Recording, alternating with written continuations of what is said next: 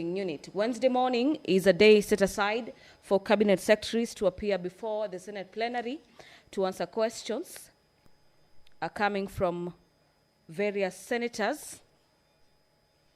At the Senate this morning, we have the cabinet secretary for Treasury, Honorable John Badi, who is already in the presence of Parliament.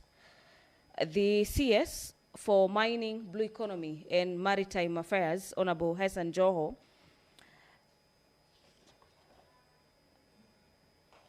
is also another cabinet secretary expected this morning to appear before the House to answer questions. And the last cabinet secretary who is expected to appear this morning is the CS for Energy, a CS Opio and I. In the highlights in some of the questions that the cabinet secretaries will be answering this morning, the Senator for Marsabit County, Senator Mohamed Chute, will be asking the cabinet secretary for Energy to explain why Tari, Ardhi, Dab, Gindole, Dogogicha, Isako, Omuru, and Old Gabra scheme, these are sales in Wario, Konso, Banchale, and other villages in Marsabit County, remain without electricity connectivity and connection, despite the installation of electricity transformers in the said villages. The questions by the Senator for Marsabit County, being 4 questions in number, revolve around the aspect of electrification of Marsabit County. He also wants the CS for Energy, in yet another question, to explain why has the last mile connectivity program not been implemented in the entire Marsabit County, despite similar programs being successfully rolled out in most parts of the country. Away from that, the Senator for Kisumu County, Senator Professor Tomo Jenda, will be asking the Cabinet Secretary for Mining, Blue Economy and Maritime Affairs what the regulatory framework exists for mining in Kenya, particularly regarding the safety of miners and the prevention of child labor, and could the Cabinet Secretary explain the attendant enforcement mechanism. The CS for Maritime Affairs and Mining and Matters Blue Economy will also be required to tell the House whether the ministry has conducted assessments or surveys to establish the extent of illegal gold mining operations in Kisumu County, and if so, could he disclose the findings and explain any efforts by the ministry to regularize the illegal mining operations. The CS for the National Treasury, CS Mbadi, has a number of questions streaming from a number of senators. Just to highlight some of them is a question by Senator James Murango, the Senator for Kirinyaga County, who wants the Cabinet Secretary for National Treasury and Economic Planning, Honorable John Badi, to provide a breakdown of all taxes and levies imposed throughout the entire tea supply chain.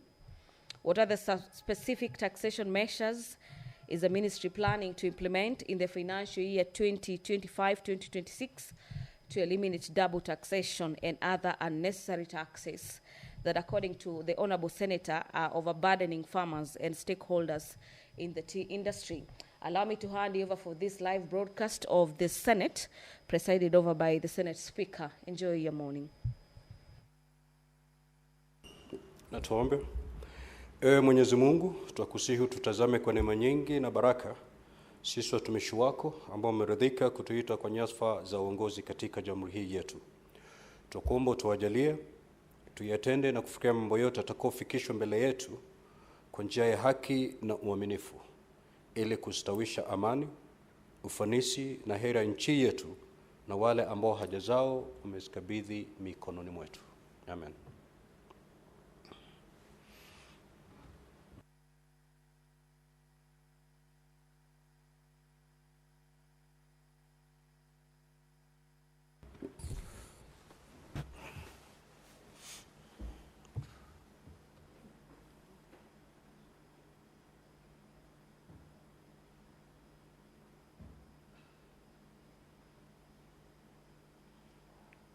Clerk, we have quorum. Sergeant at Arms, kindly ring the quorum bell for 10 minutes.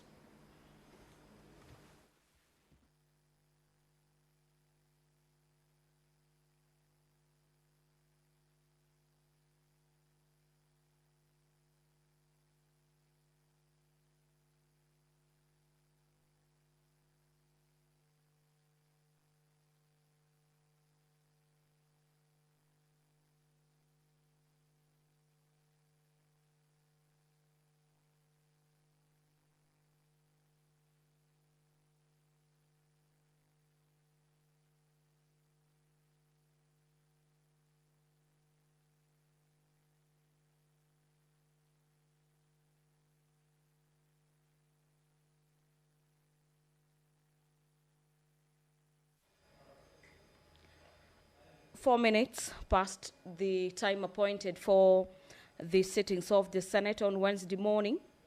We have begun business at the Senate with the Speaker, Honorable Amason Kingi, directing the Sergeant-at-Arms to ring the quorum bell for 10 minutes.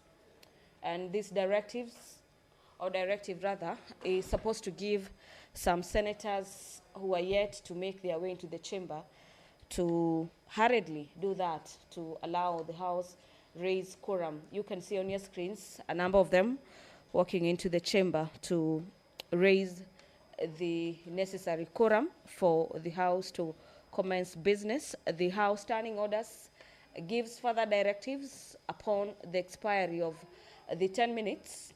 If the quorum bell will not have been achieved, that is the quorum rather, not the quorum bell, and an extra 5 minutes is supposed to be given, upon which, if after the 5 minutes period of the ringing of the quorum bell, the quorum will not have been attained, then the Speaker has no other option other than adjourn the sitting of the House to the next sitting.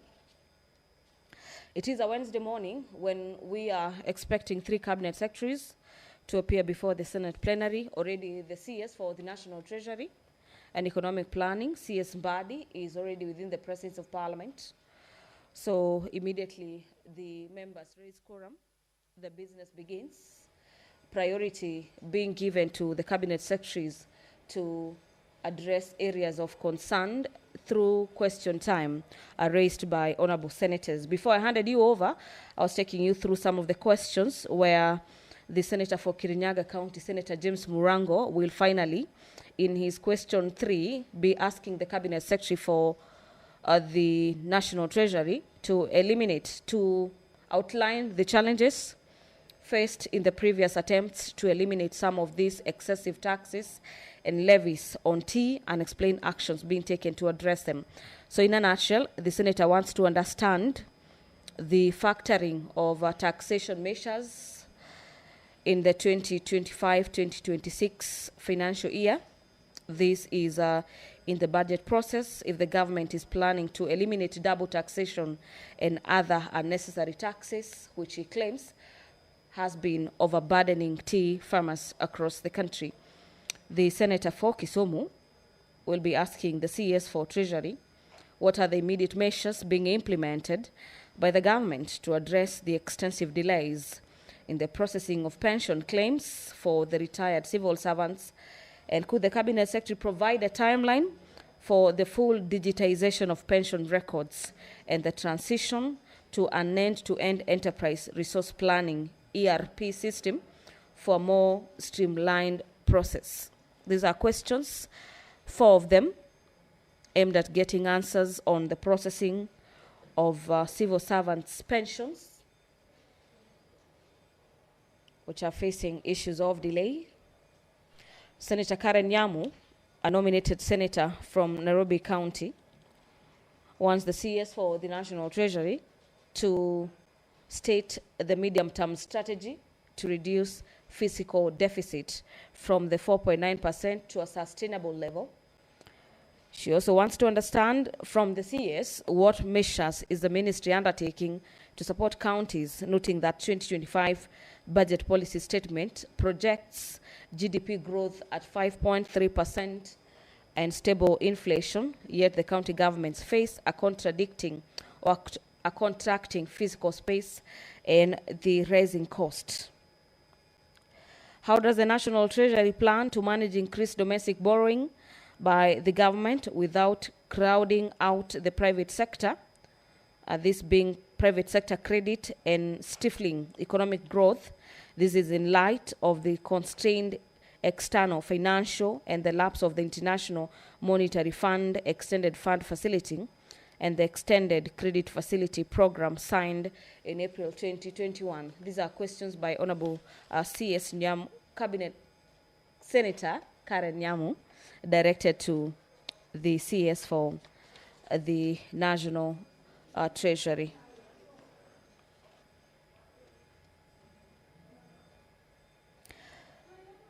Honorable Senator Miraj wants to understand from the CS for mining, blue economy, what measures has the government put in place to ensure that fishers or fishermen across the country are empowered in terms of education and training that is up to date to enhance the fishing industry. Our questions are 3 in number, are geared towards understanding whether the government has any measures put in place to ensure that it is going to invest in women and training them at the global level on matters fishing and investment into the blue economy business. But away from the questions directed to the various cabinet secretaries expected to appear before the Senate this morning, we have a number of motions as well as bills that senators are expected to consider this morning. The establishment of the National Teaching and Referral Hospitals in Kenya is a motion by Senator for Taita Taveta County, Senator Jonas Maruma, who in his motion seeks to have the Senate urge the Minister of Health to establish national teaching and referral hospitals in the coast, eastern, northeastern, Nyanza, and western region, and not to only establish them, but ensure that they are properly equipped and with modern equipment, medical supplies, and personnel, and that the county governments do allocate more funds to their respective health dockets to adequately facilitate their county level 5 and level 6 hospitals in order to enhance provision of critical health services. According to the honorable senators, the establishment and the allocation of adequate budget for the healthcare facilities will reduce the demand for such services from the national teaching and the referral hospital.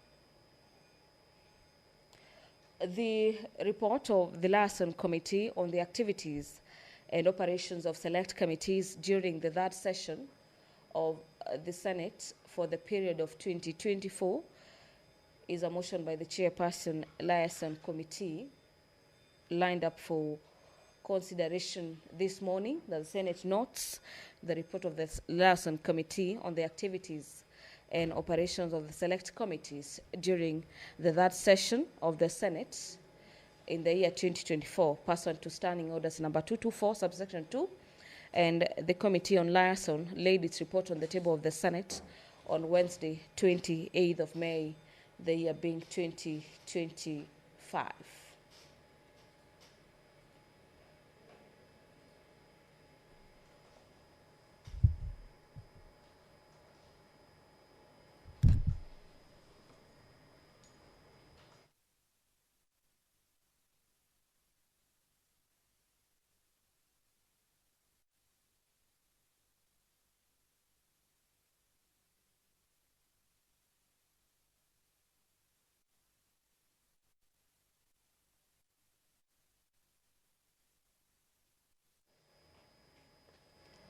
While the search for a quorum at the Senate is still ongoing, we have a deficit of just a few members to attain the quorum of 15 senators for the business to commence. And as that rallying call intensifies, the Senate this morning will be considering a motion on the report of the parliamentary delegation to the 2024 Joint United Nations Interparliamentary Union parliamentary hearings that were held in the United Nations headquarters in New York in the United States of America from the 8th to the 9th of February 2024. And this is a motion by Senator Veronica Maina that the Senate notes the report of the Kenyan Parliament delegation to the joint United Nations Interparliamentary Union parliamentary hearings that were held in the United Nations headquarters in the New York. The caucus that represented Parliament of Kenya, or the Senate, at that hearing in the New York laid its report on that process that was held in the United States on the floor of the Senate on the 17th day of September 2024.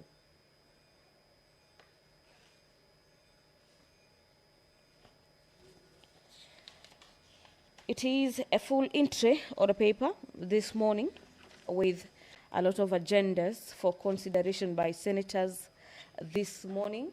We are awaiting the quorum to be attained, whereby we have the quorum bell on ring mode to allow senators to make their way into the chamber this morning to allow the House raise quorum. Senator Moses Kajwang has a motion this morning on the report of the proceedings of the Parliamentarians' Dialogue at the Africa Climate Change Summit of 2023 that was held in the National Assembly's chamber, Parliament buildings in Nairobi, between the 3rd to the 6th day of September 2023.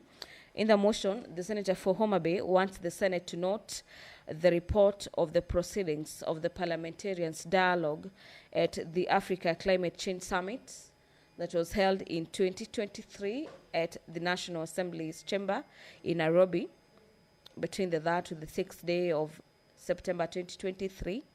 After the conclusion of the Africa Climate Change Summit, the report on the proceedings of that summit was laid on the table of the Senate on the 2nd day of October 2024.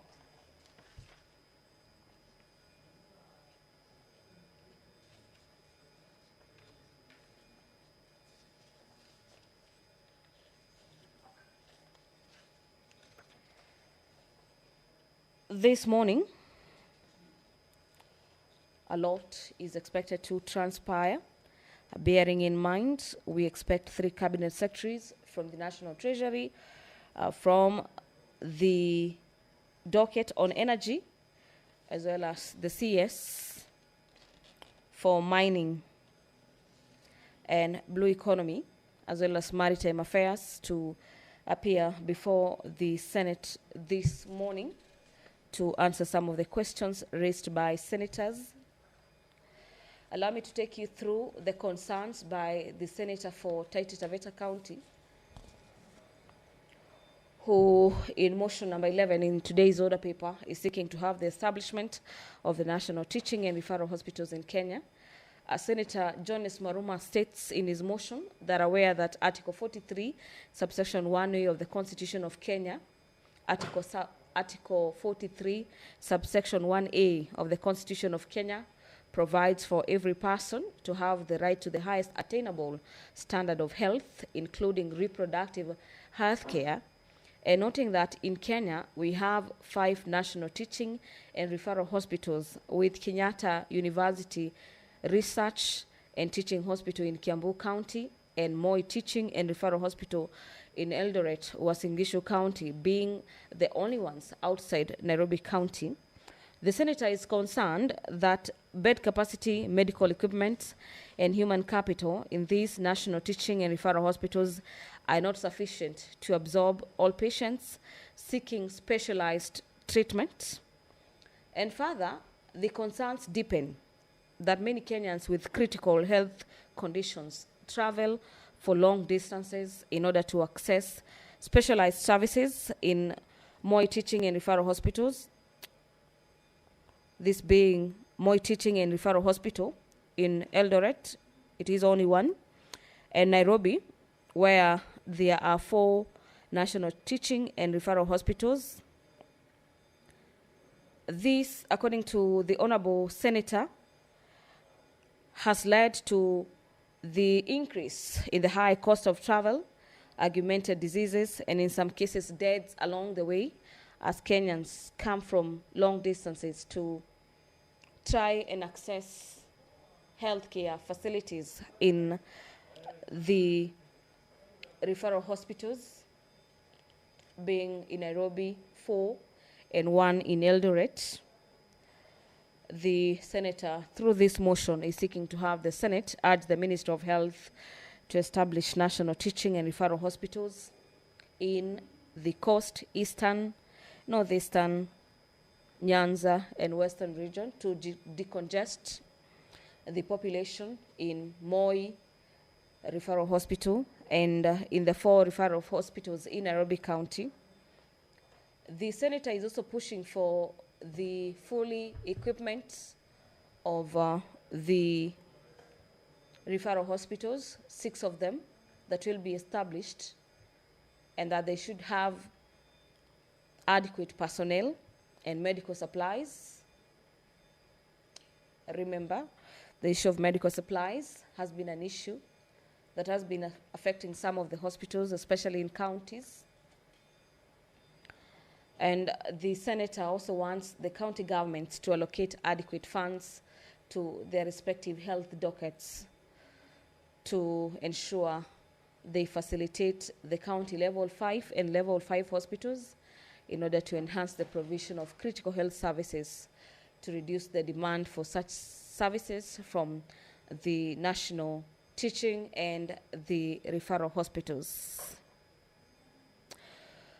Pursuant to Standing Orders number 111, subsection 1 of the Senate, the House resolves that the debate on a motion not sponsored by the leader of the majority party or a committee shall be limited in the following manner. This is a notice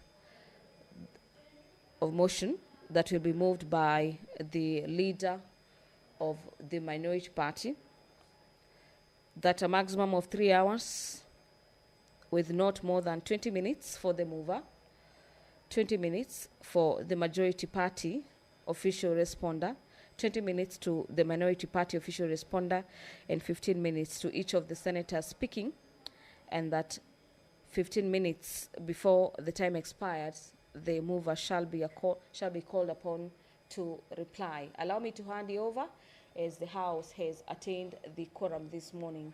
Enjoy your viewing.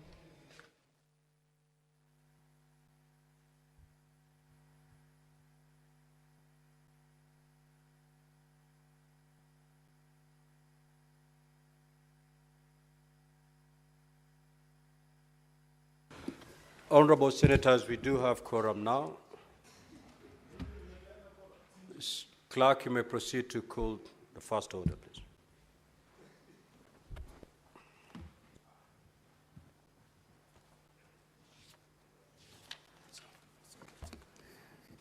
Order number 1, administration of oath.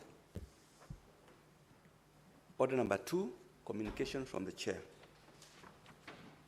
Order number 3, messages.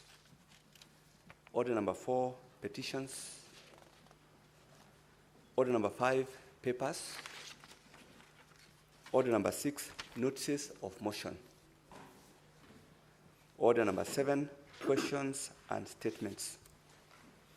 Now, Honorable Senators, we do have 8 questions to be responded to, and we have 3 CSs to do that. 4 of those questions are directed to the CS in charge of Treasury. 2 questions are directed to the CS in charge of mining and blue economy, and 2 questions are directed to the CS energy.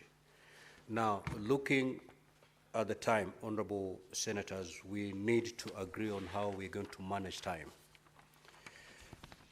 We are going to start with the CS Treasury, who is going to take us to 11:30, responding to 4 questions, meaning each question is going to be allocated 22 minutes. So at the end of the 22 minutes, we're going to stop and move to the next. If we don't do that, then we're going to overrun the runway. From 11:30 to 12:15, we are going to interact with CS Joho, who has 2 questions. He'll be with us for 44 minutes. And thereafter, from 12:15 to 1 p.m., we are going to interact with the CS in charge of energy, giving him 44 minutes. So, honorable senators, if 22 minutes lapse, it doesn't matter how heavy my dashboard is, we have to move to the next question to save on time. Clerk, do we have the CS Treasury in the House? Thank you. Honorable CS, welcome back to the Senate. We have listed 4 questions that are directed to your ministry. I will therefore proceed to invite the Senator for Kitui, the Honorable Enoch Wambua, to ask question number 034.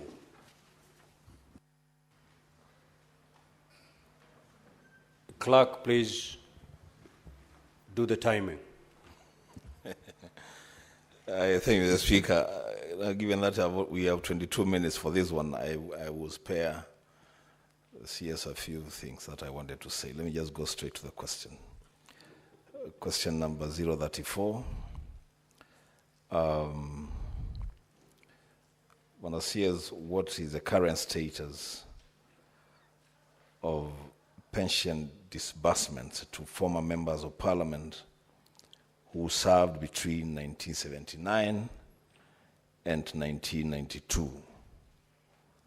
B, has the National Treasury undertaken any review or adjustment of these pensions to ensure they remain fair and sustainable, considering the rising cost of living and inflation over the years? And lastly, what policy measures has the government put in place to ensure pensions align with prevailing economic conditions? I thank you, Mr. Speaker. Honorable CS, you may proceed to respond, bearing in mind that we have received a copy of your response, and therefore, if you may paraphrase, we are necessary to save on time. Proceed, Honorable CS. Thank you very much, Mr. Speaker. In the interest of time, I'll try my level best to paraphrase and summarize my response without losing content. Now, I rise to address a question that was raised by Senator Enoch Wambua that is question number 034. Regarding pension disbursement of former members of parliament who served between 1979 and 1992. The current status is as follows. Honorable Speaker and honorable members, former members of parliament who served between 1979 and 1992 were eligible for pension benefits have been receiving payments in line with the Parliamentary Pensions Act, Cap 196, as revised in 2012. And this revision significantly enhanced their pension entitlements by adjusting the actuarial factor from 1/600 to 1/300. Effectively, this doubled their pension benefits. And as a result, these former members of parliament received a revised pension lump sum and an adjusted monthly pension following the implementation of this Section 8.2 of the Cap 196, revised in 2012. But there are also further efforts to review the pensions which have been guided by the recommendations of a Quorum tribunal, which was appointed by the Parliamentary Service Commission to review the terms and conditions of the service for members and staff of Parliament. To implement these recommendations, several legislative attempts have been made. So there have been several attempts to amend the Act to accommodate the Quorum recommendations, which was recommending at least a living pension of $1,000 per month. There was the Parliamentary Pensions Amendment of 2019, which the bill which lapsed in January 2019. Then there was another Parliamentary Pensions Amendment Bill 2019, sponsored by Honorable John Buddy, who was MP then, and this was rejected on 24th of September 2020 following presidential reservations. It was passed by Parliament but rejected by the President. Then there is the Parliamentary Pensions Amendment Bill by Honorable John Waluke. This is the bill in 2023 to implement 100,000 minimum pension. However, it faced opposition first from the National Treasury, which raised concerns about fiscal sustainability, and of course the SRC, which also deemed the proposal unconstitutional. The Parliamentary Service Commission recommended further consultations with stakeholders. So those three reasons made the bill not to see light of day. So in light of these concerns and presidential reservations, the Parliamentary Departmental Committee on Finance and National Planning recommended the rejection of the bill in its entirety, which was done. Now, review and adjustments to ensure fair and sustainable pensions, as has been asked by the honorable member. I wish to report that National Treasury has undertaken several measures to ensure pensions remain fair, sustainable, and responsive to the rising cost of living. And these include implementation of the Pensions Increase Act, Cap 190, which since 1st July 2005, pensions have been reviewed every 2 years with an increment rate of 3% to help pensioners cope with inflation and rising living costs. Number two is actuarial valuation of public service pension scheme. Regular actuarial assessments are conducted every 4 years to evaluate pension liabilities, funding levels, and sustainability. The other one is a comprehensive actuarial review is currently underway to ensure the long-term financial stability of the pension system. Legal reforms to strengthen the pensions framework. The government is implementing legal reforms to align public service pensions with our constitution and recently formulated national retirement benefits policy. These reforms seek to create a more equitable, transparent, and robust pension system while ensuring fiscal sustainability. Number C, the policy measures to align pensions with economic conditions. Honorable Speaker, to protect pensioners from economic shocks and inflation, the government has implemented the following key policy measures. One, we have increased tax exemptions on pension contributions from 240,000 per annum to 360,000 shillings per annum. What that simply means is that previously, before December 27th, when we passed the Tax Laws Amendment Bill, every month, pension up to 20,000 shillings per month or 200,000 per annum was exempt from tax if you contributed to a pension scheme. Now that has gone up to 30,000 shillings per month. This adjustment not only helps mitigate the effects of inflation, but also increase employees' disposable income, reduce payee liabilities, and promotes a stronger savings culture. This is one of the provisions in the Tax Laws Amendment Bill, which is now an Act of Parliament, that was very progressive, and we encourage Kenyans to support, and fortunately it was passed. The other one is tax exemption of pension benefits.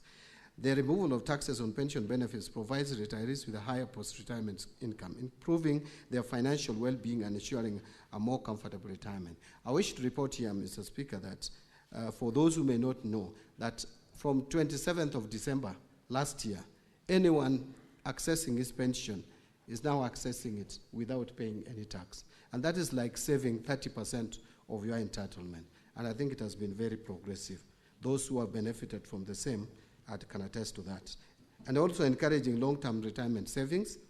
These tax reforms create incentives for individuals to save more for retirement, strengthening financial security in old age and reducing dependency on government support in later years. We are also strengthening post-retirement medical care. Mr. Speaker, as you are aware, that we are now providing tax exemption on post-retirement medical contributions. If you are contributing to post-retirement medical scheme, you enjoy tax exemption. The other one is establishment of post-retirement medical funds.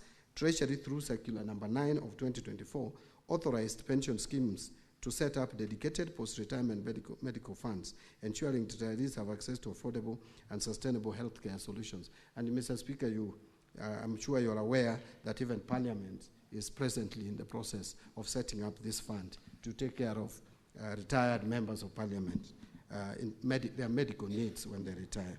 And this is to all public servants.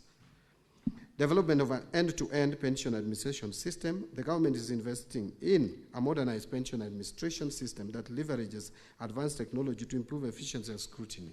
We are also integrating blockchain and biometric technology, which will enhance the security of pension management, ensure real-time tracking of pension disbursement, and eliminate delays in pension processing. In fact, we are looking towards in terms of integration of IFMIs for timely remittances, the system will be fully integrated with the Integrated Financial Management Information System. The aim here is to transfer retirees automatically from being employees earning a salary to retirees earning pension benefits without going through rigorous steps of processing your pension. It should be seamless. From 1 month to the next, if you retire, you should start getting your pension. And these reforms collectively strengthen retirement security, improve pension fund sustainability, and enhance post-retirement quality of life. Honorable Speaker, the National Treasury, in conclusion, remains committed to ensuring that pension benefits for former members of Parliament and all public service retirees are fair, sustainable, and responsive to economic conditions. We will continue working with stakeholders to explore feasibility solutions that uphold fiscal responsibility while ensuring retirees receive their rightful entitlements. I thank you. Senator Wambua, you may ask your 2 supplementary questions. Honorable Senators, let us avoid speeches. Sure. In the interest of time, go straight to the question.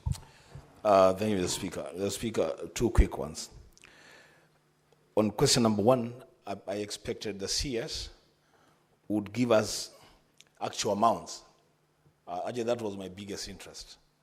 With the public money being used to pay pensions, I thought it would give us the actual amount, the lowest. What amount of money is the lowest pensioner earning and the highest earning? Because that will inform his response to the benefits that they have gotten from tax exemption.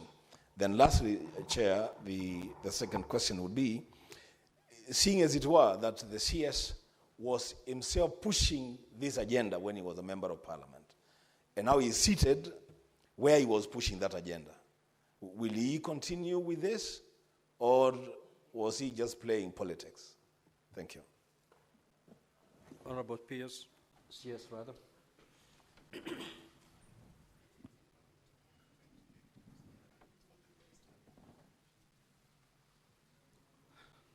Thank you. On actual amounts that these members earn, I may not have the actual figure, but I'm told the lowest is in the region of about 28,000 shillings per month.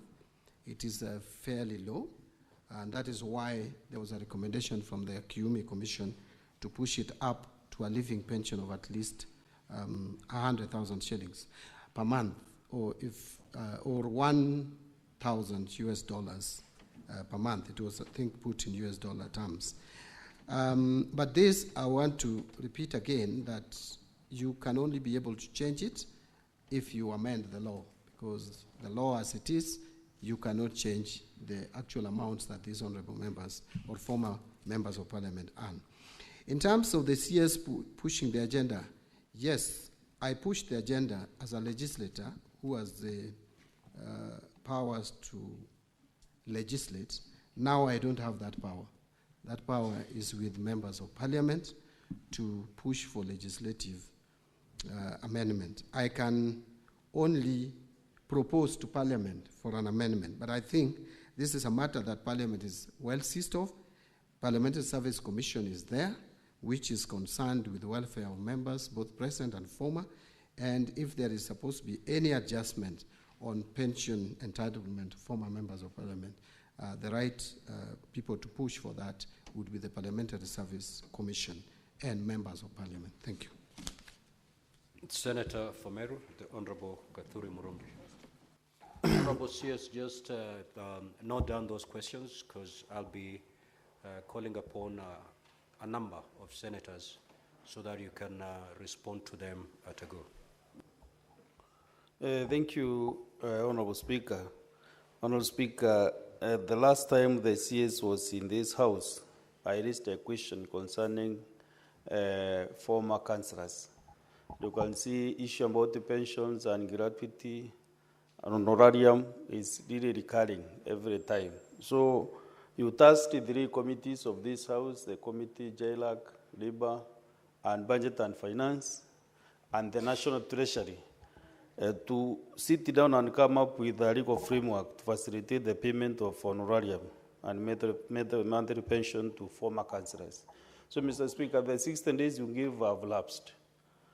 So I was, because the CS is here, I was looking at all the 3 chairs, none of them is in this house, because he is also party to this issue, whether maybe he can give a word on how far they have gone with that discussion on the legal framework, because that is what he said, that is what is lacking, so that he can release the money to the former councillors. Thank you, Honourable Speaker.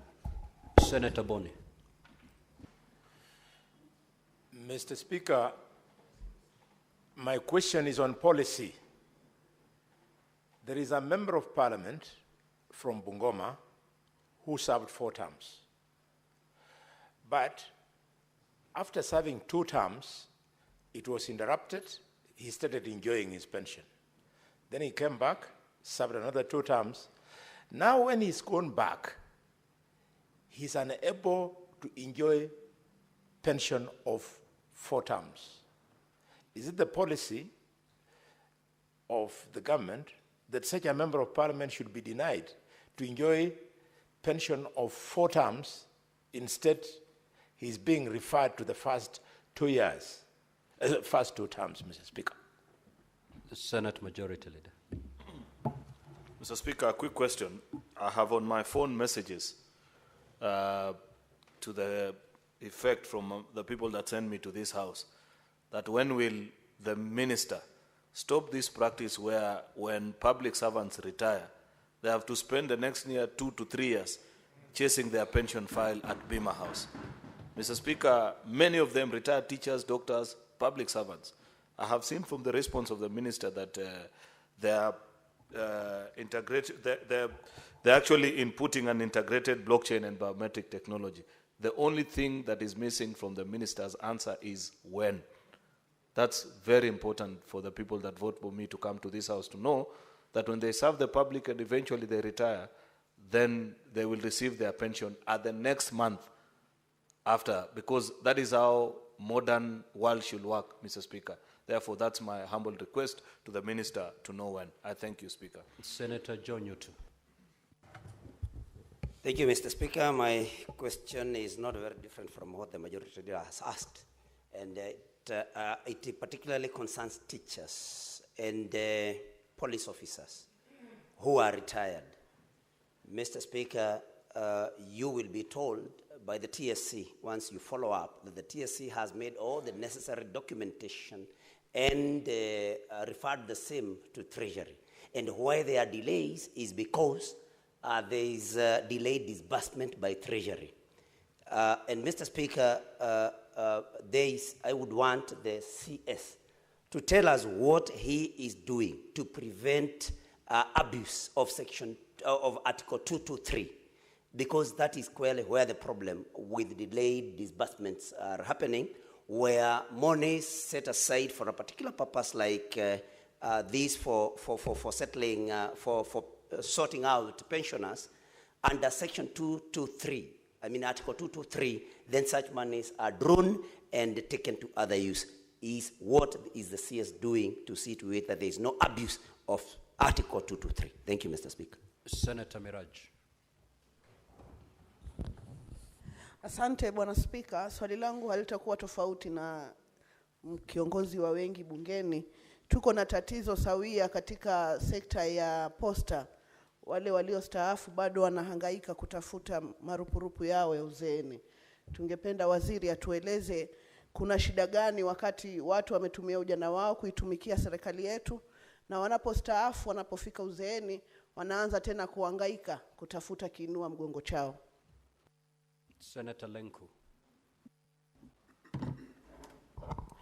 Thank you, Honorable Speaker. I think we also have the same sentiments on the issues of KCC staff, where we have a problem that 300 million has been a problem for retirees who retired so many years ago. And the national government, the government has never paid these retirees 300 million only, and that case is National Treasury. Could the Cabinet Secretary just shed the light on that? Otherwise, they will die before the 300 million paid. Senator Eddy. Thank you, Mr. Speaker. Apart from people who don't get pension, there are people, Mr. Speaker, who actually get their pensions and they get stolen. I wanted to ask the CS whether he's aware that this is a project that is going on, where pensioners, especially teachers, we have got a number of cases that there is collision with banks where their money gets up being defrauded from them. And specifically, if he's aware, what is the regulator under him doing, that is the CBK, to be able to deal with these issues in conjunction with the Treasury as well? Honorable CS, you may respond. You have exactly 6 minutes to do so.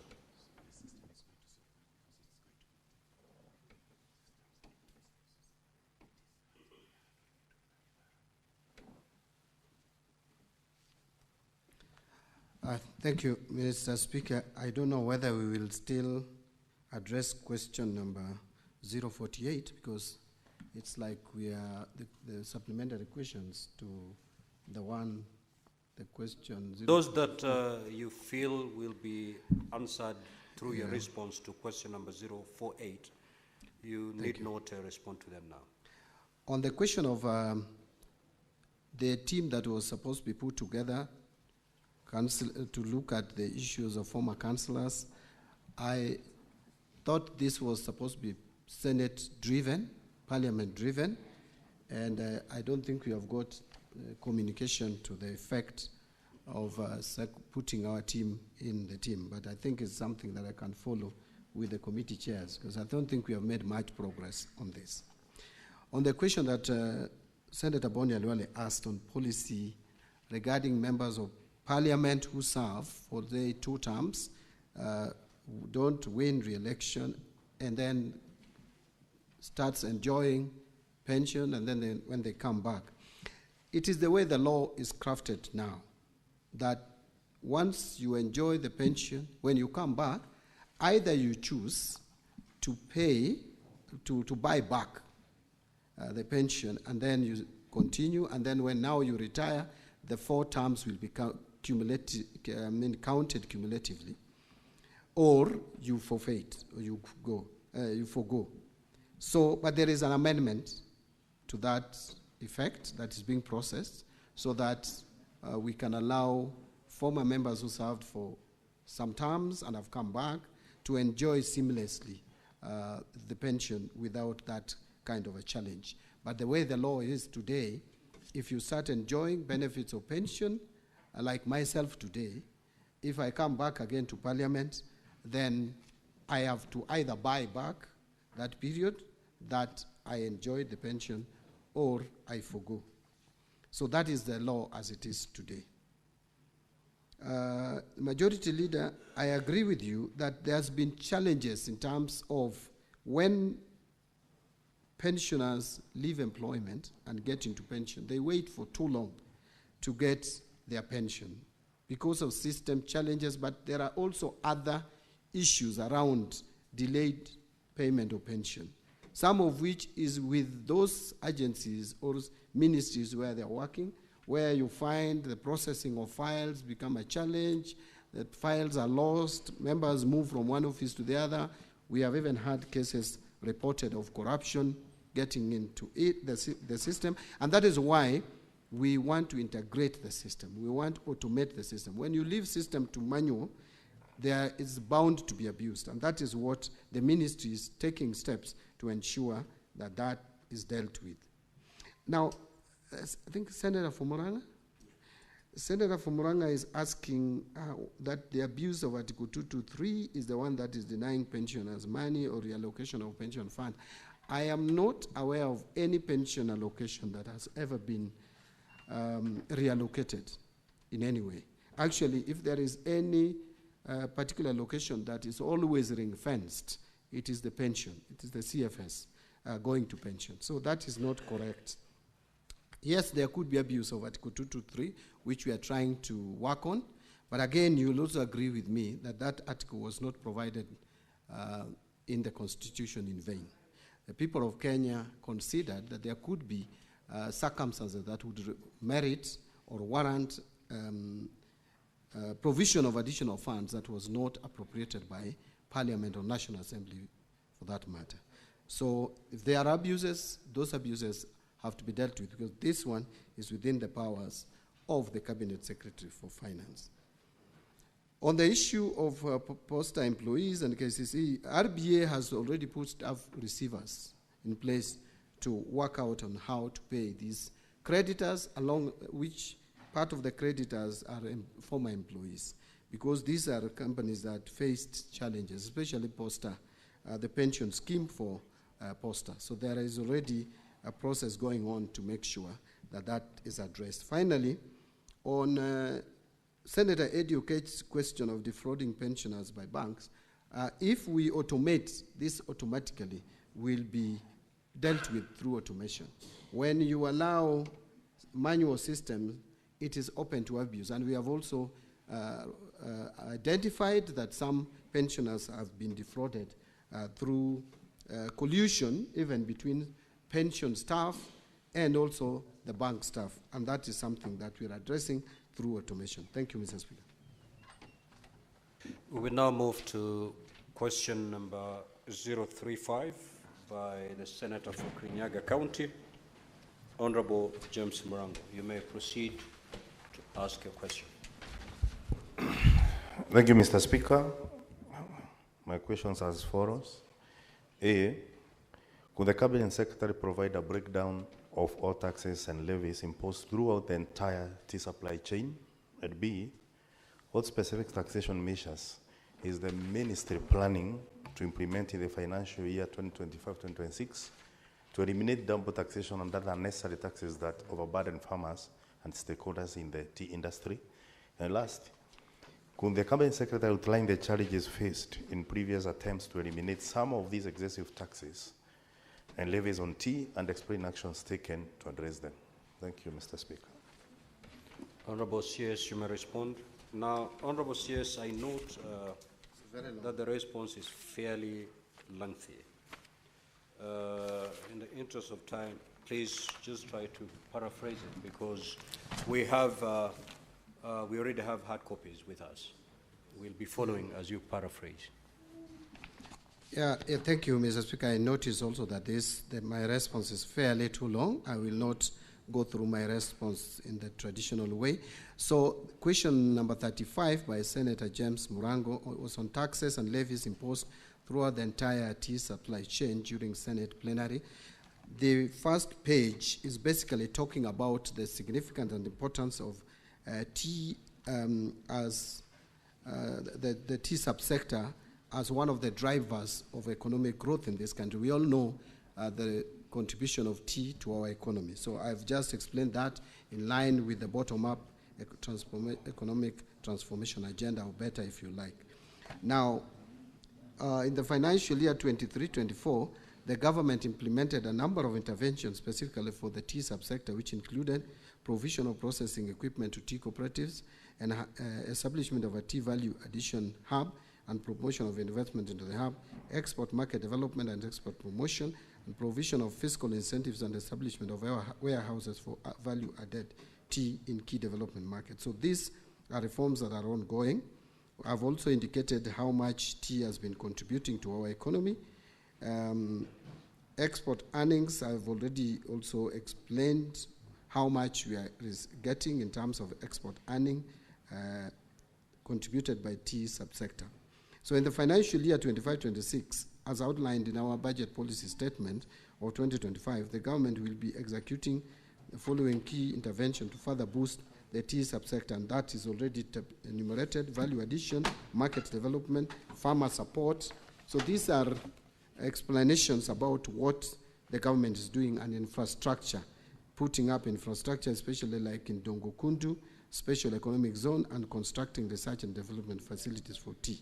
So coming back to the question, where I was asked to explain or provide a breakdown of all taxes and levies imposed throughout the entire tea supply chain, I want to say that tea subsector benefits from numerous tax incentives, in fact, that supports its growth and sustainability, making it a thriving subsector. So this subsector is one of the subsectors that is actually cushioned, that is actually enjoying incentives, as opposed to getting to a sector that is subjected to additional taxes. So there is no VAT. I've just explained some of the exemptions or tax incentives, especially on VAT.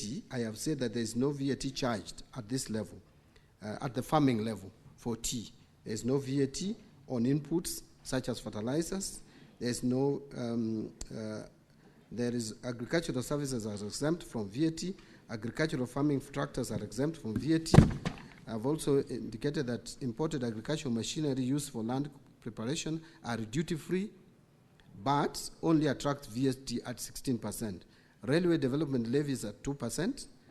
IDF is at 2.5% of the customs value. Tea processing, 100% investment deduction by tea factories located outside the cities of Nairobi, Mombasa, or Kisumu are also exempt. In fact, I think we should now add Eldoret and Nakuru, although there is also a thinking that we should remove this requirement at all of only cities, because cities are becoming many, and again, we feel it is unfair to the cities. Machinery used for tea processing is currently duty-free under ESC common tariff, external tariff. Income of an entity, including tea processing factories, are charged corporation tax at the rate of 30% like any other factory. Processed tea sold in the domestic market is subjected to VAT at 16%. Transportation services on unprocessed tea are exempt from VAT. Unprocessed green tea is VAT exempt, and locally purchased tea for value addition before exportation is zero rated. Marketing and distribution. Under marketing, tea brokerage services enjoy exemption from VAT. Locally purchased tea for value addition before exportation is zero rated. So, Honorable Speaker, manufacturers of packaging materials locally for uses by exporters of locally produced goods such as tea and horticultural products import raw materials duty-free under the ESC duty remission scheme. Packaging materials of all goods, including packaging for tea, also attract 16% like any other. Imported packaging materials attract excise duty at the 25% of the excise value, but I will give the latest information about that. Various government agencies charges fees or levies for services rendered to producers or manufacturers. Now, but I want to just point out, Honorable Speaker, two things. That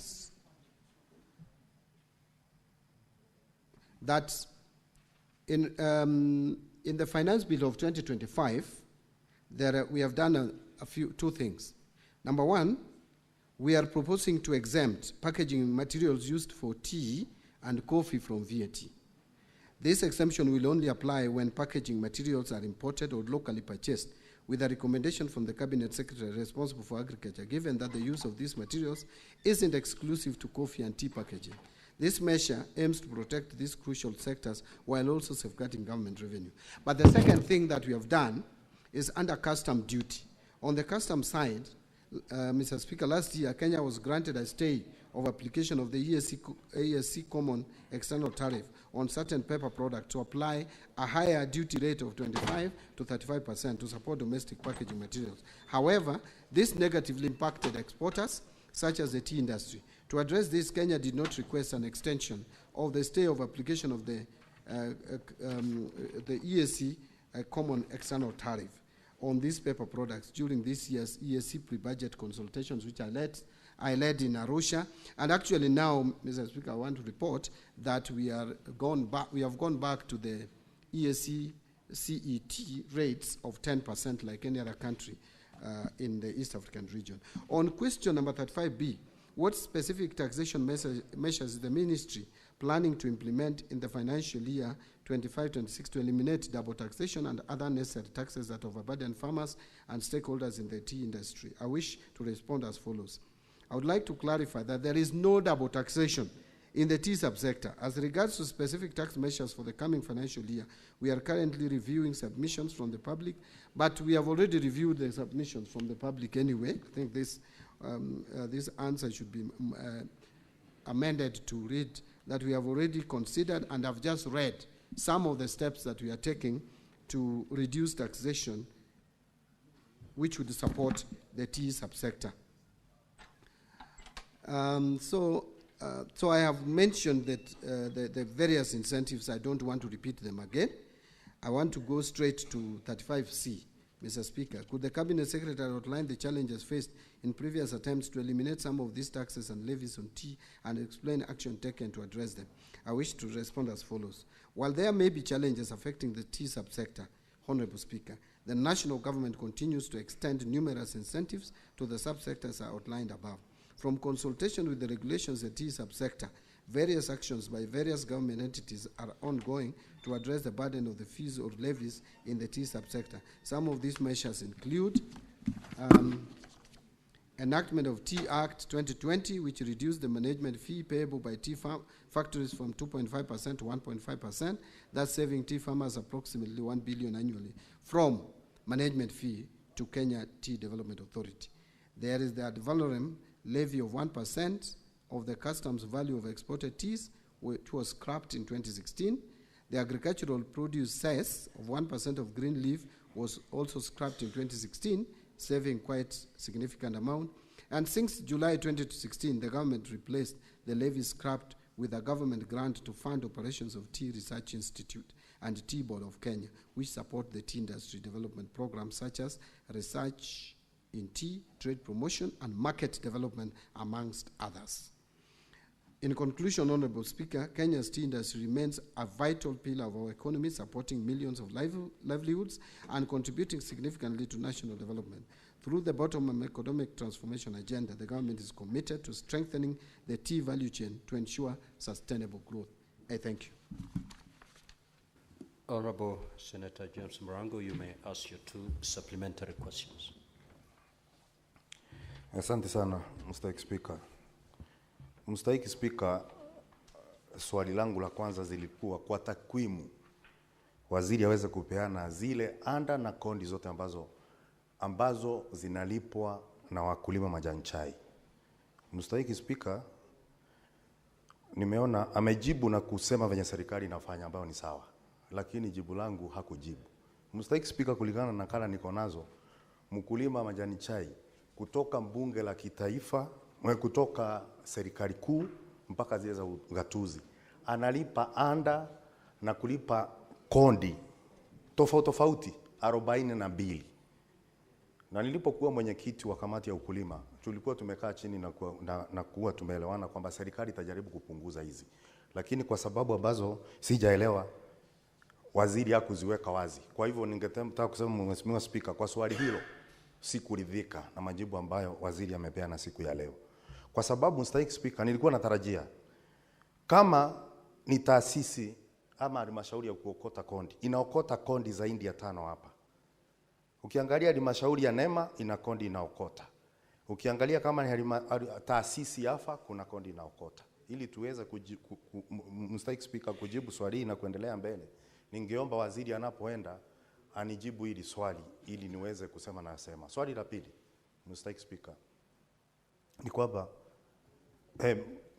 katika bunge la kitaifa kuna nakala ambazo waziri aliweza kupeleka pale mwaka huu, ambayo ilikuwa ina kondi mpya ambazo zilikuwa zinafaa pia kutozwa wakulima kahawa.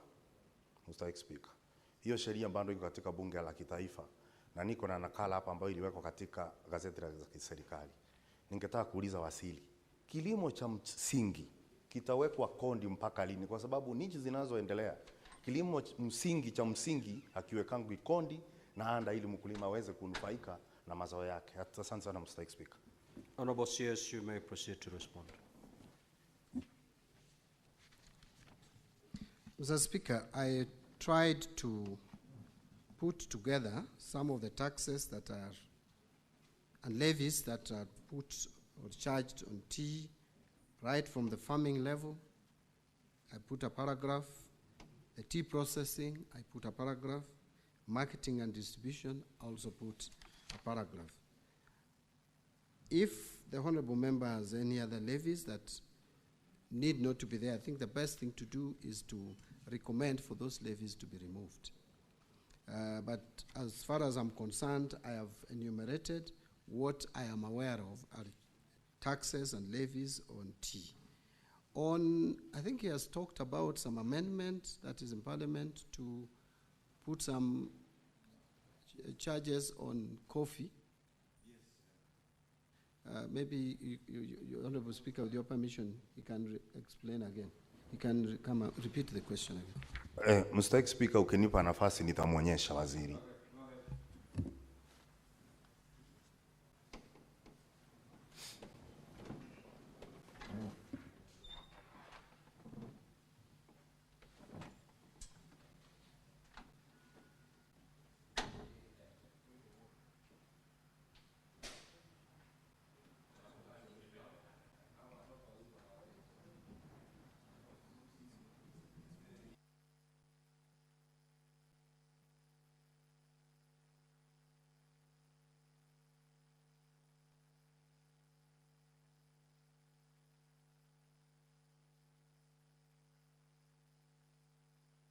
Honorable CS, if you need time to acquaint yourself with that particular document, you may say so.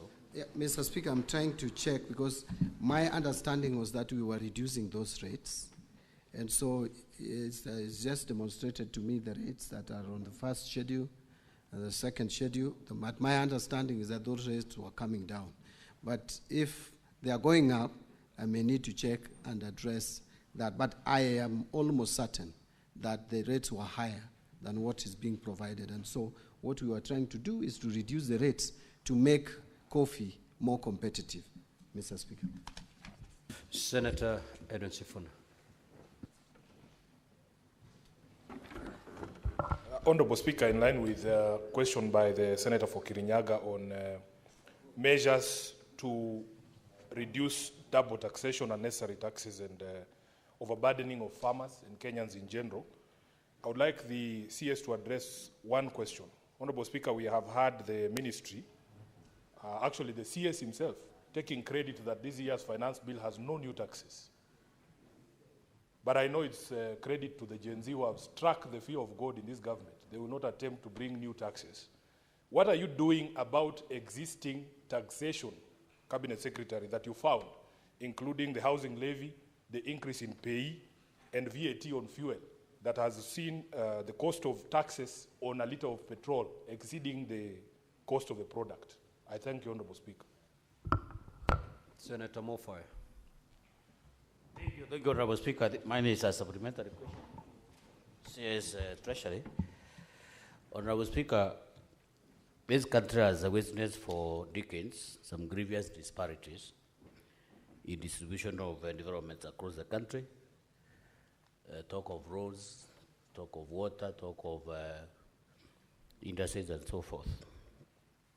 So as the minister in charge of the National Granary, is there any written policy that is supposed to guide you on how you are supposed to distribute the national developments? And I'm asking this, Honorable Speaker, on behalf of very many Kenyans. You find some areas have been neglected for decades. Other areas are endowed with better roads, water, and so forth and so forth. Is there any existing policy, for that matter, that a Kenyan can quote maybe from Tharaka or from Northeastern or from any other part of this country where there are no such kind of developments? What is it, what criteria do you use to determine where you are supposed to put up roads, where you are supposed to put up water, and so forth and so forth? Is there any existing policy for that matter? Thank you, Honorable Speaker. Honorable CS, you may, if in a position to respond to that question, you may, because it is not related to the primary question. The Senate Majority Leader. Mr. Speaker, I have a question to the Cabinet Secretary in regards to his response on page 6. Unfortunately, Minister, I'll have to tell you that none of these items that you have listed was done to the tea farmers. This is a topic very close to my heart, and therefore I know every single intervention that is done. In the fiscal year that you're referring to, 2023-2024, you have quoted in your response, Mr. Minister, that there was provision of processing equipments to tea cooperatives. It is now in this financial year that there's an attempt to put 3.5 billion shillings to support aging tea factories. And even that, I'm not sure whether the National Assembly Budget Committee will maintain it. So I'll have the minister check with his records and the people in the ministry whether any of this has been done, because to the best of my knowledge, there is no tea cooperative that was supported with this.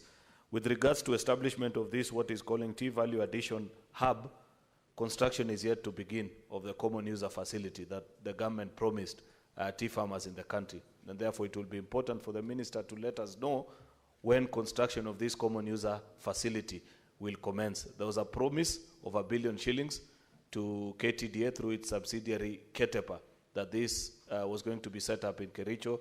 I do not know to this date, Mr. Speaker, when that facility will be available for farmers. The same can be said, Mr. Speaker, about Part C of his question, because it needs to be quantifiable. If the minister had given us the specific figure of how much that export market development the government committed to, we'd appreciate, because it is one of the interventions that we seriously need. Lastly, Speaker, just a comment to the minister, because you know we are representatives of people, and when there's an opportunity, I appreciate that transportation of tea to factories is VAT exempted. I do not understand, Mr. Minister, why in every finance bill, last year it had to be removed, and even in this year's proposal, transportation of sugarcane to factories is subject to VAT. I don't know why at Treasury they want to treat tea farmers and sugarcane farmers separately, yet they are all citizens of this republic.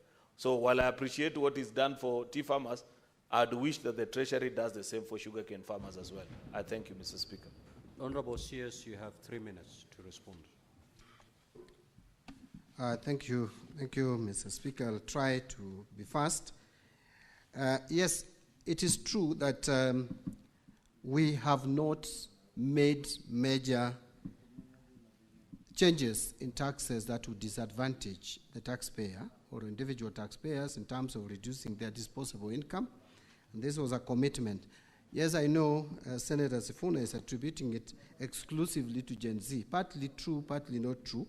Honorable Senator Sifuna very well knows my stand on taxes. Even before I joined the cabinet or the executive, I am one person who does not believe that higher taxes would lead to more revenue or higher tax rates. And that is my stand. I've spoken about it. Maybe we share that idea with Gen Zs, but so it cannot be exclusively the Gen Z's ideas. And I think the government is also sold into the idea that now, where we have reached, we cannot go further to reduce disposable income. On housing levy, I think there is a discussion around seeing how to restructure it, because again, it has serious benefits, in my view.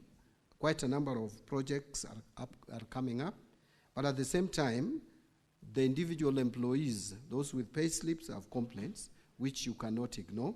So a lot of restructuring is going on, and I am sure that more pronouncements will come in due course. On the issue of payee, again, also we are looking, actually this financial year, when we were preparing the finance bill, we even did some simulation on how to reduce the pay as you earn. But what stopped us from implementing it with this finance bill, and I think we are going to consider it in the next finance bill, alongside the reduction of corporation tax or corporate tax from 30% to 28%, we considered reducing to 28%, was the failure by KRA to meet its revenue targets. And so we thought that as we carry along with the reforms at the KRA, we should not be doing too many things at the same time. First, let us see what the reforms at KRA, in terms of automation and in terms of making it efficient, is yielding to us. Then we can now move to the next step of reducing the tax rates to increase disposable income. But it is an idea that I support, Senator Sifuna. And that also goes to the heart of fuel levy or road maintenance levy. On distribution of development across the country, yes, Senator, it is true, Mr. Speaker, that over the years since independence, that we have not been very fair and objective as a country in terms of distributing or budgetary allocations to regions. And this is what has brought the tension that we have in the country where people believe that for you to get development, then your people should be the ones in power. And I think devolution was meant to cure this, but it's still at the same time, still it has not been fully cured. We are trying, and it is not something that you are going to do in a day, to try as much as possible to be equitable in the distribution of resources. And I think the budget that we have produced addresses it to some extent, it has not fixed it, but addresses it. Take, for example, and I've given this example, that since independence, the children in Tana River have been eaten by crocodiles as they crossed River Tana going to school. For bridges, one bridge costing just 100 million, yet you find many of us have tarmac roads up to our homes. It is not fair. So many of us have tarmac roads up to our homes. So many of us have tie-piped water in their houses, even in rural areas. Yet Tana River, those children, for just 100 million, have been eaten by crocodile. That is, we cannot live in such a country of iniquity. So, inequitable resource distribution. Remember, for the first time, I want to say here, Dadaab constituency, for example, is going to see 30 seconds more. The first tarmac road. And I can go on and on. You see the first major road in northern Kenya being under construction since independence, all the way from Meru, Isiolo, going to Garissa, Wajir, all the way to Mandera. 740 kilometers being done in this government to enhance equity. Now, the majority leader talked about, I can just answer the majority leader by saying that I am going to follow through some of these initiatives, including the support to tea cooperatives, common user facility and all that. We have put some allocation in the budget. I hope they will not be taken away by the National Assembly. And then I will make sure that the monies are released or the exchequer is released to support the tea sector. Thank you very much. We now move to question number 048 by the Senator for Kisumu, Honorable Tom Ojenda. You may proceed to ask your question. Thank you, Mr. Speaker. Yes, Deputy Speaker. Honorable Speaker, I'm very much aware that you are constrained by time, but you know, Mr. Speaker, when members are asking questions not related to the subject matter, as we come from areas that you know the best in the world, and under question to the CS, but when now we start digressing and we don't ask the prime questions, Mr. Speaker, then some of us will be lost. So, Mr. Speaker, can you give me a latitude just to ask him one question? So that Honorable Senators, this is not for me to tell you. The standing orders are very clear. If you read standing order 51C, 7A and B, it's very clear that one, you need to ask one question, and that one question must be related to the primary question.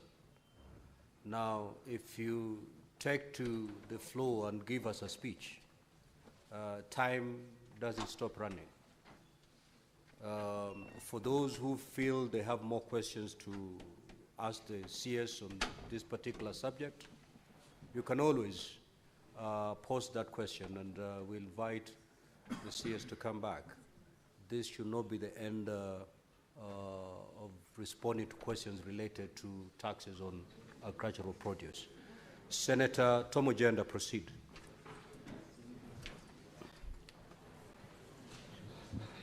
Thank you, Mr. Speaker. Mr. Speaker, my question number 48 goes to the CS Treasury, CS John Bradley. It's in three parts. Four parts. The first part, what immediate measures are being implemented by the government to address the extensive days in processing pension claims for retired civil servants of various levels, Mr. Speaker? And could the Cabinet Secretary provide a timeline for full digitization of pension records and transition to an end-to-end enterprise resource planning ERP system for a more streamlined process? That's part one of the question. Mr. Speaker, part two is on the processing of pension and the pervasive corruption claims. How is the ministry addressing the pervasive corruption and bribery within the pensions department, including claims of pension payment to non-existent or ghost pensioners? Part three, Mr. Speaker, what is being done to ensure that pension funds, which have persistently faced significant carryovers due to underfunding and liquidity challenges, are prioritized and allocated adequate funding in future budgets? And lastly, Mr. Speaker, part D, could the CS Treasury explain why any proposed regulatory reforms aimed at harmonizing outdated pension laws with contemporary digital financial management practices? Thank you, Mr. Speaker. These questions are born out of the delays in payment to pensioners. Thank you, Mr. Speaker. Honorable CS, you may proceed to respond. Now we have 15 minutes. Those 15 minutes to be utilized by the CS in responding to the question, and also to be utilized by honorable senators in asking supplementary questions. Yeah. Now, honorable CS, your response is fairly lengthy. Please paraphrase it to allow honorable senators time to interact with your response. Yeah, thank you, Mr. Speaker. I think I'll take 3 minutes just to go through the response. I'll not read it verbatim. Measures being implemented to address delays in pension processing and the transition to a digitized pension system. A number of steps we are taking for comprehensive review. One is timely submission of retirement notices. Employers are required to notify employees of retirement at least 1 year in advance, and to submit pension claims to the pension department 9 months before the official retirement age. Number two, verification and documentation. Pension payments are contingent on complete and accurate documentation from retirees and employers. Incomplete submission, disputes, or litigation. Number three is processing at the pension department. Once a complete pension claim is received, the department processes it within 90 days, as stipulated in the National Treasury Citizens Service Delivery Charter. Then we have exchequer releases, which is also another challenge. Payment of pension gratuities depends on the availability of funds, which is influenced by national revenue inflows. So to improve efficiency, these are the measures that we have taken. One is deployment of pension officers to key MDS. So we have made sure that key MDS, like TSC and others, have pension officers. The National Treasury has deployed 18 pension officers to the Teacher Service Commission, for example, to expedite the verification and submission of the pension claims. Number two, strict enforcement of early submission policies. MDAs are mandated to submit pension claims 9 months before an officer's retirement date. Number three, system enhancements and technical support. That is, pensions management information system is undergoing significant upgrades to reduce manual interventions and improve efficiency, and also enhance data security. Review of the pension legal framework is also being undertaken to align with emerging needs and improve the sustainability and efficiency of pension payments. National Retirement Benefits Policy. The Cabinet has approved the National Retirement Benefits Policy, which was approved on 3rd November 2023. This policy aims to harmonize retirement benefits, improve governance, and enhance sector growth. Public awareness and sensitization is also ongoing, is also being conducted, workshops being conducted, and sensitization programs on retirement. Recruitment of additional pension officers. To enhance processing capacity, the Treasury recruited additional pension officers in 2021, followed by 6 deputy directors in 2024, with specialized expertise in pension administration. Number 8 is the re-engineering of the pension management information system. The Treasury has onboarded a contractor to develop an enterprise resource planning solution which fully digitizes pension, and that online claim submission will be done, self-service portal, automated approvals, integration with key government databases is also being addressed. So number B was the question. So the system is expected to be fully rolled out by 1st July 2025. This will help us now, like what I said before, that we will automatically transit those who are from the payroll to the pension payroll. Addressing corruption and bribery in pension administration. First, we are doing the following: strict pension verification procedures that it's being instituted, and this will help us reduce errors, fraudulent submissions, and unauthorized payments. Collaboration with financial institutions, like the case that Senator Eti Ukech spoke to earlier. We are working with commercial banks and financial institutions to monitor dormant pension accounts, flag suspicious activity, and prevent unauthorized withdrawals. Open plan office layouts. Pension department has restructured its office setup to enhance transparency and accountability, reducing opportunities for unethical conduct. Decentralization of pension services through Huduma centers, following retirees to access services without unnecessary bureaucracy or middlemen. Number 5 is integration with the National Death Registry. The Treasury is integrating biometric verification with the National Civil Registry to detect deceased pensioners in real time and prevent continued payments to non-existent beneficiaries. Biometric pension verification and e-pension system has also been implemented. Collaboration with the investigative agencies to deter cases of corruption. Now, number C is ensuring adequate budgetary allocation for pension payments. That was also asked. The Treasury is committed to ensuring that pension obligations are fully funded and liquidity challenges are minimized. And to achieve this, prioritization of pension payments. Pension payments are treated as a first charge obligation in the national budget, ensuring they are allocated sufficient funds. So it is in the CFS as a first charge. Addressing carryovers and cash flow constraints. Outstanding pension obligations due to cash flow challenges are prioritized in the subsequent budget cycle. Like 2023-24, we carried forward 23 billion. That is pension unpaid at the end of the financial year. That became the first charge and was paid in the 2024-25. But that has also put a strain on our 2024-25 finances. But now I'm happy to report that as we speak, in fact, between 30th of April and 21st of May, it would interest you, Mr. Speaker and the honorable members, that within those 3 weeks, we paid a total of 17 billion, 17.4 billion to the pensioners. And now we have a balance to pay of only 16.9. So compared to last year, when we carried over 23, up to date, and the year is not yet over, we have 16.9 billion to pay. And I think we are going to do much better than last year, although we should do 100%. Addressing carryovers, I've spoken to. Timely issuance of monthly pensions, again, that is one of the steps that we are taking. Regulatory framework for pension administration. The National Retirement Benefit Policy approved in November 23, together with the provisions of the Constitution, provide the foundation for modernizing and aligning pension laws with contemporary economic and demographic realities.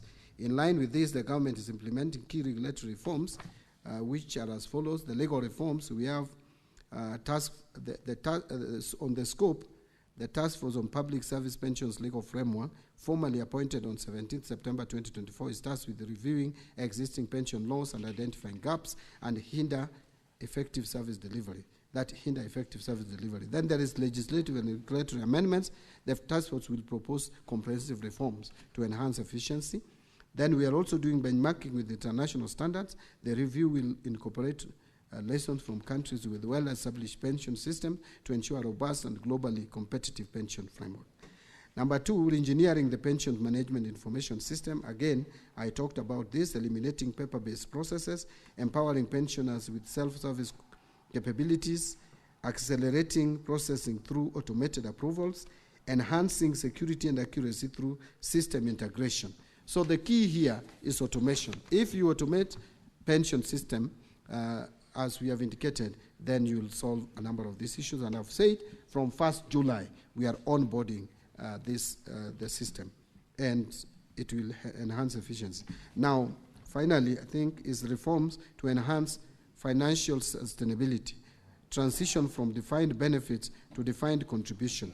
To enhance sustainability, the defined benefit scheme cannot work because, again, the life expectancy going up, and with meager or limited resources made available through budgetary provision, we can't sustain this. So the new system of public service superannuation scheme is going to help us a lot in addressing these pension challenges going forward, because we are going to have defined contribution system that is already rolled out, and this has been done out of actuarial calculations, and it is a better system. So in conclusion, Mr. Speaker, the National Treasury recognizes and values the contribution of retired civil servants, remains steadfast in its commitment to ensuring that their pension benefits are processed efficiently, transparently, and without undue delays. The measures outlined above are transformational and will ensure that Kenya's pensions administration is modernized, digitized, and aligned with international best practices. I submit. Honorable Agenda, you may now ask your 2 supplementary questions. Thank you, Mr. Speaker. Mr. Speaker, I did not declare that both the CS, myself, and Senator Sifuna are in this broad-based government, but I will still ask the follow-up question, Mr. Speaker. But it is true. It is true. It is true. Mr. Speaker, let me proceed. Let me proceed. What is your point of order, Senator Sifuna? I get extremely irritated every time people come here, and instead of addressing the matter at hand, it is irrelevant. What sort of contribution is that? And we have very limited time to engage with the CS. Could you stop the senator from engaging in sideshows? Senator for Kisumu, the rule on irrelevance Mr. Speaker, applies. I will move to the question. Stick the point to the matter at hand, please. Mr. Speaker, that's okay. Mr. Speaker, my supplementary question is on the point that the CS has addressed the public superannuation pension scheme. Mr. CS, address us why there has been delay in processing pension funds for police officers and retired TSC officers under the public service superannuation pension scheme. And when will this be paid? Because there's a delay, a patent and palpable delay. But we are still in the same system, Mr. Speaker. Thank Honorable CS, you may respond. Thank you, Mr. Speaker, and thank you, Senator Ojenda. Yes, we have noticed, it has come to our knowledge that there is a delay in processing of pension entitlements to various civil servants under this public service superannuation scheme. And this has been occasioned by lack of policy guidelines, which we have processed, and we are almost concluding. And the moment that is done, then the pensions will be processed more or less like 2 weeks. So it is something that we are acting on. We are aware, we are alive to that challenge, and we are addressing it. Thank you. Senator Kinyua. Thank you, Mr. Speaker. Mr. Speaker, I just wanted to hear the comment of the Cabinet Secretary concerning very serious issue raised by the Auditor General on the issue of NSSF. Thank you. Senator Abbas. Thank you, Honorable Speaker. My supplementary question that on the CS, in relation to delays of pensions. In the past, we used to have these structures where the aged pensioners used to access their money and through the post banks. But of late, they have been told to go to banks. And some of these guys do not even have enough money to pay for the rate for the banks. So what measures are you placing in place so that at least these senior citizens can be able to access their money easily? Is there a plan for you to develop?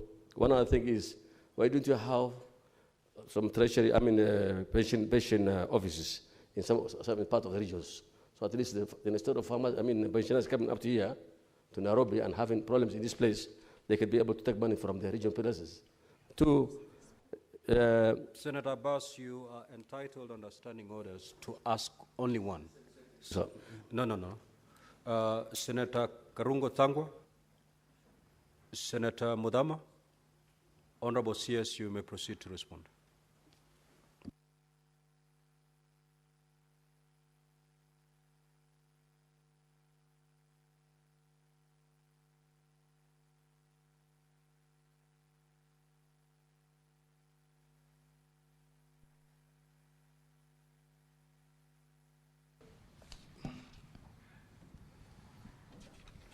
on the question that was asked, is it really working?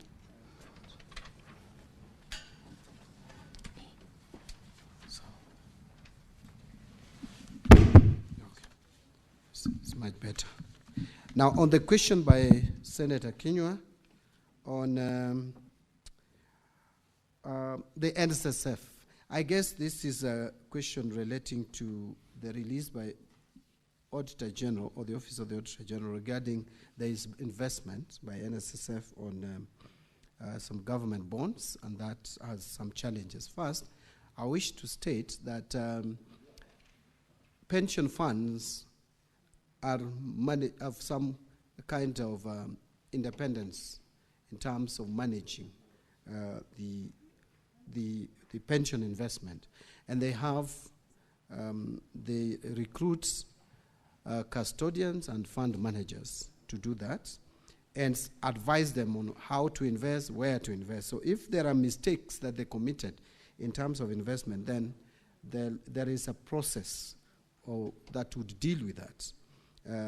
As the Auditor General has flagged it out, and already I am aware that a parliamentary committee is on this matter. I would only wait for the parliamentary committee to conclude its work, make recommendations. That is Public Investment Committee of the National Assembly, I think.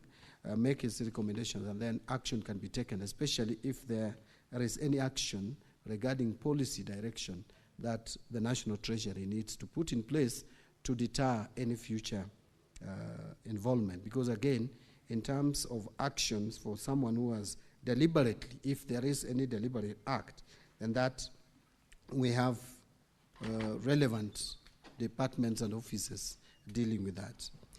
On the issue of pension officers being deployed, we are trying to move away and make this work, this whole question of managing pension be automated. And so we are having a self-service portal we are putting in place that they don't have to move. The pensioners don't even have to move anywhere.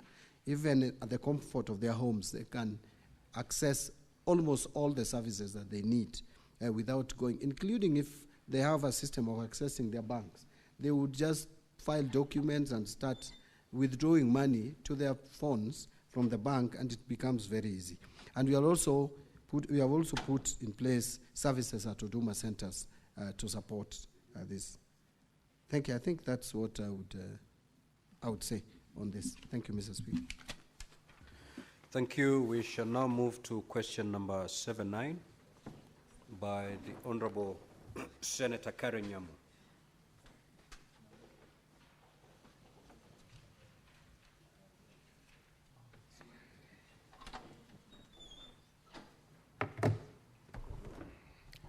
Thank you, Honorable Speaker. I would want to ask this question on behalf of Senator Karen Nyamu. The questions are as follows. Question number 079. 1, could the Cabinet Secretary state the medium-term strategy to reduce the fiscal deficit from 4.9% to a sustainable level? Number 2, what measures is the ministry undertaking to support counties, noting that 2025 budget policy statement project GDP growth at 5.3% and stable inflation, yet county governments face a contracting fiscal space and rising costs? 3, what interventions is the ministry implementing to address the pending bills crisis in the county governments, particularly in Nairobi County, where pending bills have accumulated to approximately Kenya shillings 121 billion, and what mechanism are being enforced to ensure timely settlement for supplier debts and prevent further accumulation? 4, how does the National Treasury plan to manage increase domestic borrowing by the government without crowding out private sector credit and stifling economic growth in light of constrained external financing and the lapse of the International Monetary Fund, Extended Fund Facility, and Extended Credit Facility, and program signed in April 2021. Thank you, Honorable Speaker. Now, Honorable CS, we have 15 minutes within which to respond and also to allow supplementary questions from Honorable Senators. So kindly paraphrase. We already have your substantive response. Proceed. Thank you, Mr. Speaker. Mr. Speaker, in responding to this question, although this is an area that I become sometimes very passionate, but I will not go overboard. So to effectively manage the prevailing fiscal deficit in Kenya, the government through the National Treasury is adopting and has adopted a multi-pronged approach with notable focus on both revenue generation and expenditure control. So you can call it revenue generation and expenditure or fiscal consolidation. So there are several steps or approaches to this. Number one, strengthening financial controls. Number two, diversifying borrowing sources. Number three, improving debt repayment planning. And number four, promoting efficient resource allocation. Those are the steps that we are taking to ensure that we manage, or rather, we reduce the fiscal deficit to manage the debt sustainability.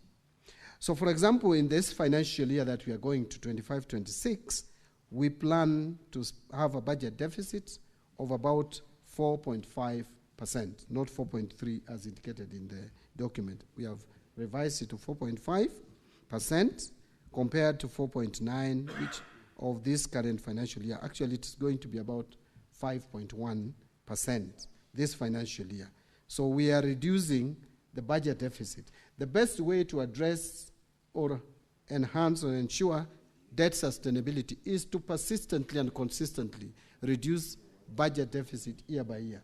I want to report, Mr. Speaker, that in 2020-2021, the budget deficit was 8.3. 21-22, that came down to 6.2% of GDP. 22-23, it came down to 5.6. 23-24, you see we are coming down.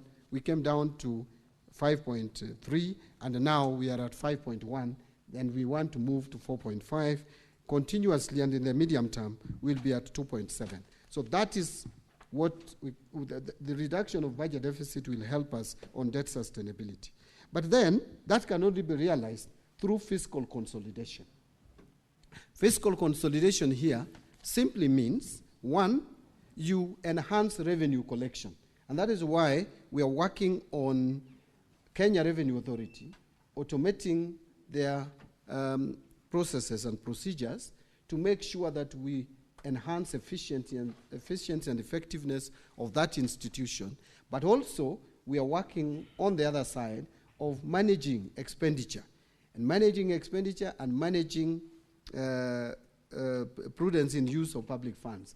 Mr. Speaker, I want to report here that one step that we have taken to ensure that our revenues are realistic, because that is one area that has resulted over the years in over-budgeting, which has given us high fiscal deficit.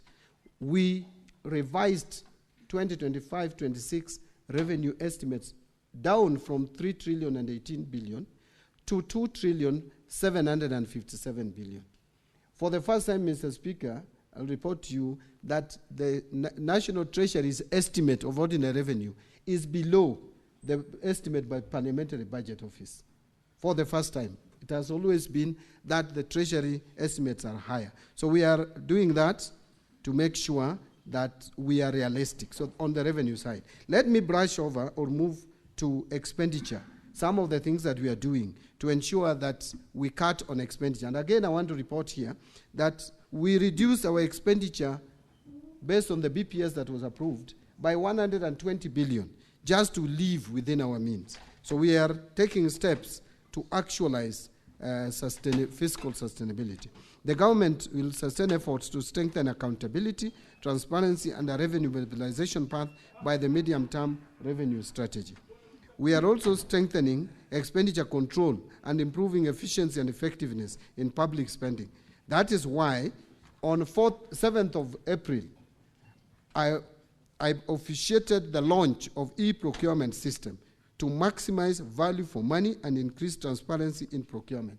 From 1st of July, all government procurements will be done through e-procurement platform, and no one else will be given excuse. Over 3,000 MDAs will all be onboarded, and the onboarding is going on, and we are even training the suppliers, the contractors, on the use of this system.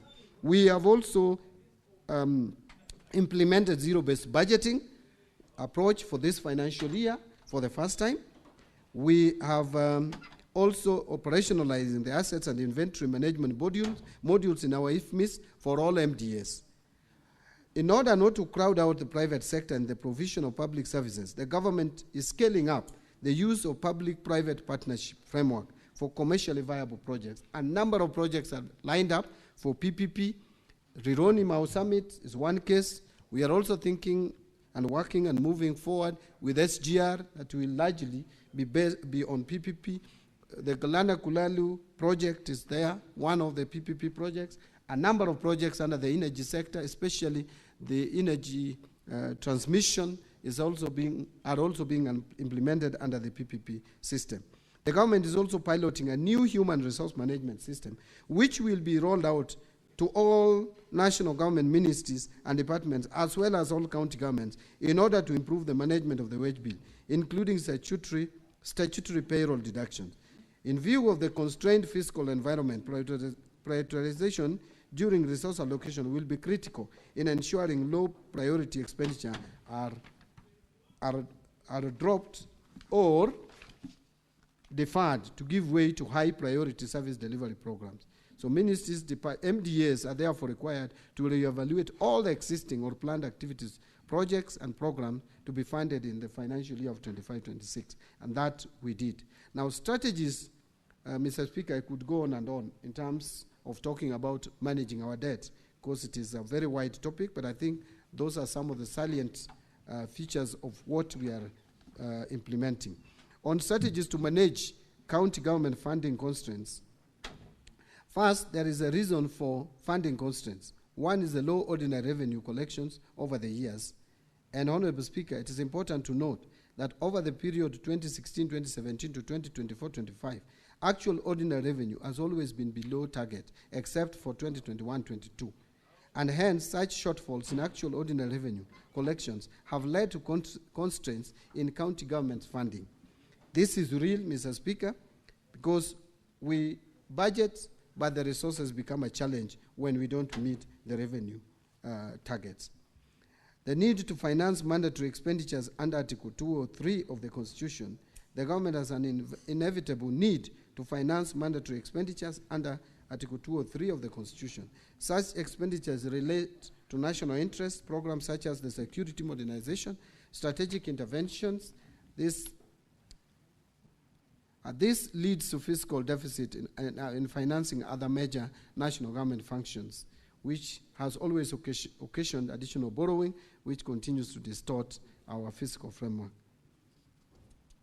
And again, I want to say that the national government continues to solely bear shortfalls in revenue in any given financial year, as has always been demonstrated. There is also the high cost of public debt that is contributing largely. This is largely due to a relatively stable but still high exchange rate to the dollar, as well as high interest rates in the domestic markets. Public debt services in 25-26 will account for about 52% of ordinary revenue, which is higher than the average of 41% over the period from 2017 to 2024-25. So we are going up in terms of percentage of our ordinary revenue that goes towards settling the public debt or servicing public debt. What strategies is the ministry taking to manage county government's funding constraints? The national government, through National Treasury, is managing funding constraints to county government using a variety of strategies. By utilizing these strategies in a comprehensive and coordinated manner, the National Treasury has therefore been able to effectively manage funding for county governments and support their efforts to deliver essential services and promote development despite the prevailing fiscal constraints due to expenditure pressures and public debt commitments as shown above. The strategies enumerated below aim to ensure that county governments have the financial resources they need to fulfill their responsibilities and deliver services to Kenyan citizens. One is the conditional and unconditional allocations to counties. We have continued to give additional allocations to counties which are earmarked for specific programs or projects as defined by the central government. They provide targeted funding for special policy goals or initiatives, and these additional allocations can ensure that certain areas are prioritized and that funding is allocated in a way that aligns with the national priorities. However, the county government's additional allocations bill has always been passed by Parliament late towards the close of financial year, thereby denying counties additional funding for programs under national priorities such as county aggregated and industrial parks, program and community health promoters. We currently have a problem even absorbing this year's county additional allocations, Mr. Speaker, because of how long it took between the two houses to agree. So promoting local revenue generation in the form of own source revenue, again here the National Treasury has been empowering county governments to generate their own revenue through taxation and other means. This is meant to increase the autonomy and fiscal sustainability of county government to alleviate the risks associated with over-reliance on equitable share to find essential services. The National Treasury has finalized the development and piloting of own-source revenue forecasting tools for counties to help them expanding their revenue bases, thus allowing them to implement realistic charges, levies, and fees geared towards raising more revenues. It is expected that this own-source revenue system generation will strengthen county government's autonomy and promote fiscal sustainability. Number 3 is promoting transparency and accountable financial management. The National Treasury is committed to ensuring that funding in counties is used effectively and efficiently so that county governments are accountable for the use of public funds. The National Treasury therefore urges counties to adhere to the clear guidelines for the allocation and use of funds through promoting transparency by making financial information readily available to the public as in the norm at the National Treasury. And I hope this House will help in realizing this. Implementing strong monitoring and evaluation systems, that is also something else. And finally, building partnerships with county governments. The National Treasury and Economic Planning has continued to foster collaboration between the national government and county governments to improve service delivery and promote development. The Office of the Cabinet Secretary continues to engage in regular dialogue with the Council of Governors through regular meetings and forums to discuss policy issues and share best practice. Some of these forums are even informal, Mr. Speaker, and we have a very good working relationship with the Council of Governors led by the chair, who is also my professional colleague.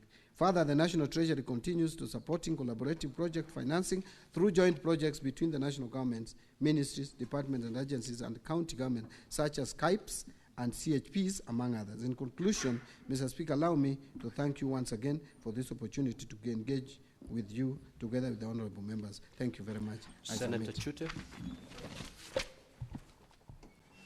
Thank you very much, Honorable Speaker. Very quick questions. I wanted to know from the CS what interventions is the ministry implementing in regards to pending bills, where you will find one pending bill that has been passed by the county assembly, and then the governor has his own list. And this comes to COB, and the governor's list will be paid. The one that has been passed by the county assembly is yet to be paid. Number 2 is on the issue of diversion of funds.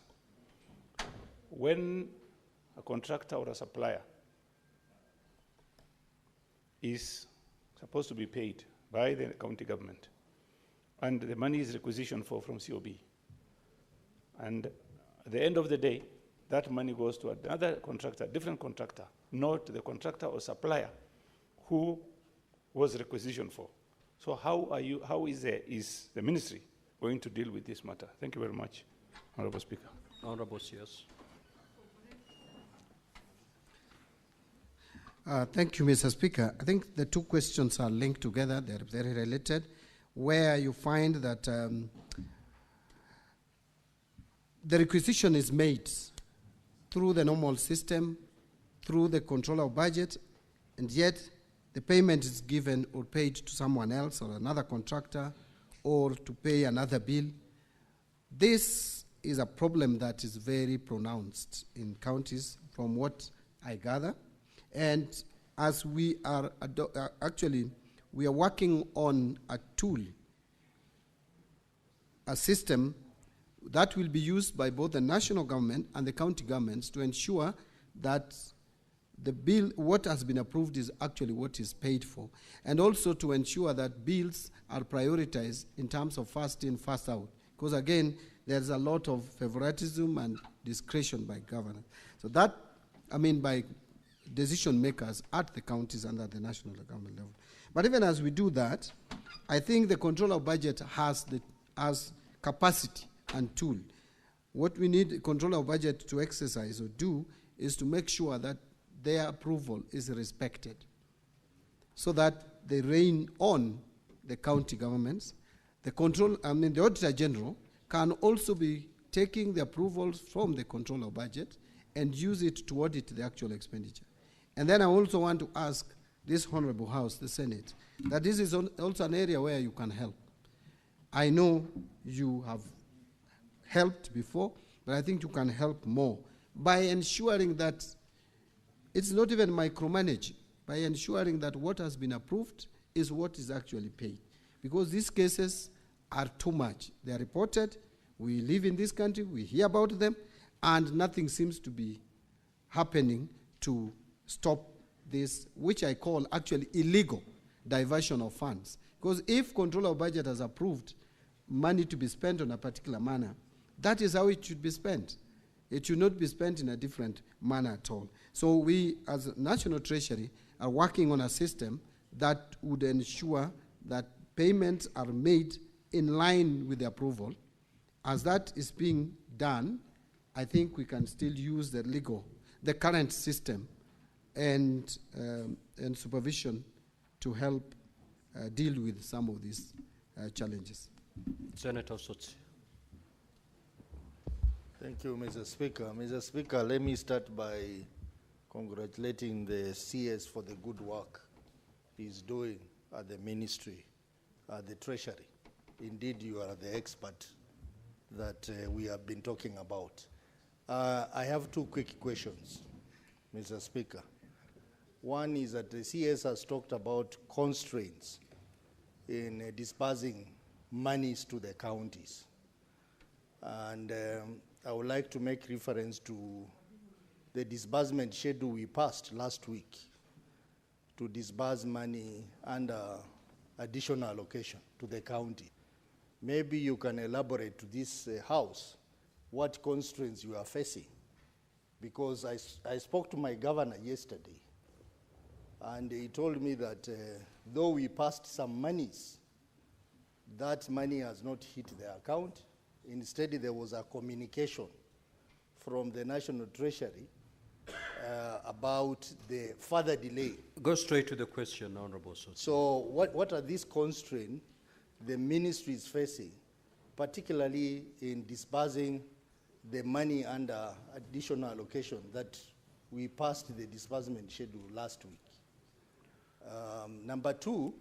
Honorable Sotsi. Yes. Understanding Order 51C7B, you are entitled to ask only one supplementary question, okay, which well. you have. Very well, Honorable Mr. CS, proceed to respond. The constraints generally would be on cash flow challenges, especially where the funding is from GOK, and more particularly where we fail to meet the revenue targets by KRA. And I will tell you that we have so much demand. At times there are some months which are very bad, especially the months where we are paying loans. We are repaying loans. We usually have challenges in the month of January, February, very serious challenges in the month of May, and then July. Those are the months where we repay the Chinese loan on SGR, and those are the same months like January where we pay capitation to schools, and the capitation to schools is at times almost 50 billion. And remember, every month we pay 80 billion salaries. So if you add 80 billion, you add to say 40 billion, that's already 120, and you add that to debt repayments, we sometimes come to 50, 60, you're already beyond 200. And revenue collection in a month is averaging around 200 billion.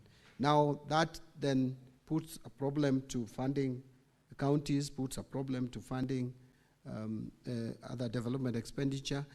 But I will tell you, we still work very hard to make sure that counties get priority in terms of funding. And sometimes we look at even the balances of counties and release some money. When we have limited resources, release some funds to some counties which have low balances. Those who still have high balances, we again tell them when they spend, we give. As we speak, we have paid up to end of April all the monies to all counties. But we have May still outstanding. And of course we have June. And we have that constraint. Honorable Speaker, this year particularly, I think has been a terrible year. Apart from the fact that we had that economic shutdown, and I want honorable members to listen to me on this. Apart from the economic shutdown that we had for almost 2-3 months. You have 1 minute, Honorable CS, to... Thank you, Honorable Speaker. If you could add me 2 so that I could do 3, just to explain this bit. The economic shutdown led to slowed economic growth in the country and failed meeting of our targets in terms of revenue collection. But we also did not conclude with IMF the 9th review. So we lost $765 million going to budgetary support. As we speak, the World Bank's funding, or BOP, seems to be going to July. Because one of the things is that some of the legislations that were precedent to the release of these funds, Mr. Speaker, delayed in the legislative process. The conflict of interest bill was a key bill for World Bank to give us the funding. And when it was unlocked, there was no time to take our approval to the board. Now you see we are going to June 30th with 97 billion whole that I did not prepare for as Cabinet Secretary. Now, these are challenges, Mr. Speaker, which inhibit our release of funds. Even when sometimes National Assembly puts pressure on me on CDF, I don't even know what to do because the resources are constrained and we have to balance needs. Do you pay salary or you release money to CDF and release money to counties? Do you pay salaries or you stop paying salaries? Those are questions that you have to ask. You have debts to pay. You must pay those debts. If you default, the implication for our economy is dire. Remember, as I conclude, Mr. Speaker, the reason why we have tried very hard to make sure that we meet our obligations. There were 6 countries that were mentioned in 2021 by IMF as candidates for restructuring, as candidates for default. 5 have defaulted. It's only Kenya which has survived. Angola has defaulted, Ethiopia has defaulted, Ghana has defaulted, Chad has defaulted, and Zambia has defaulted. 5 economies out of 6, only Kenya has survived. I would want to urge and request this Honorable House to help support me, support the government, support my ministry, so that we don't fall to where these our contemporaries are fallen. And I am confident we are not going to fall there. That is why sometimes you see some challenges, but we'll outlive these challenges, Mr. Speaker, with your cooperation. Thank you very much. Thank you, Honorable Senators. I'm afraid we may have to terminate our interrogation and interaction with the CS at that. Honorable CS, thank you so much. You are now free to leave. Clerk, you may usher the CS in charge of mining. Now, Honorable Senators, this morning we lost 30 minutes waiting for quorum. 30 minutes that we would have otherwise utilized to interact with the CS Treasury. And therefore, I urge you, we need not ring the bell for us to get a quorum. If you can be able and if you can purpose to be in the chamber by 9:30, then we'll have more time to interact with honorable CSs.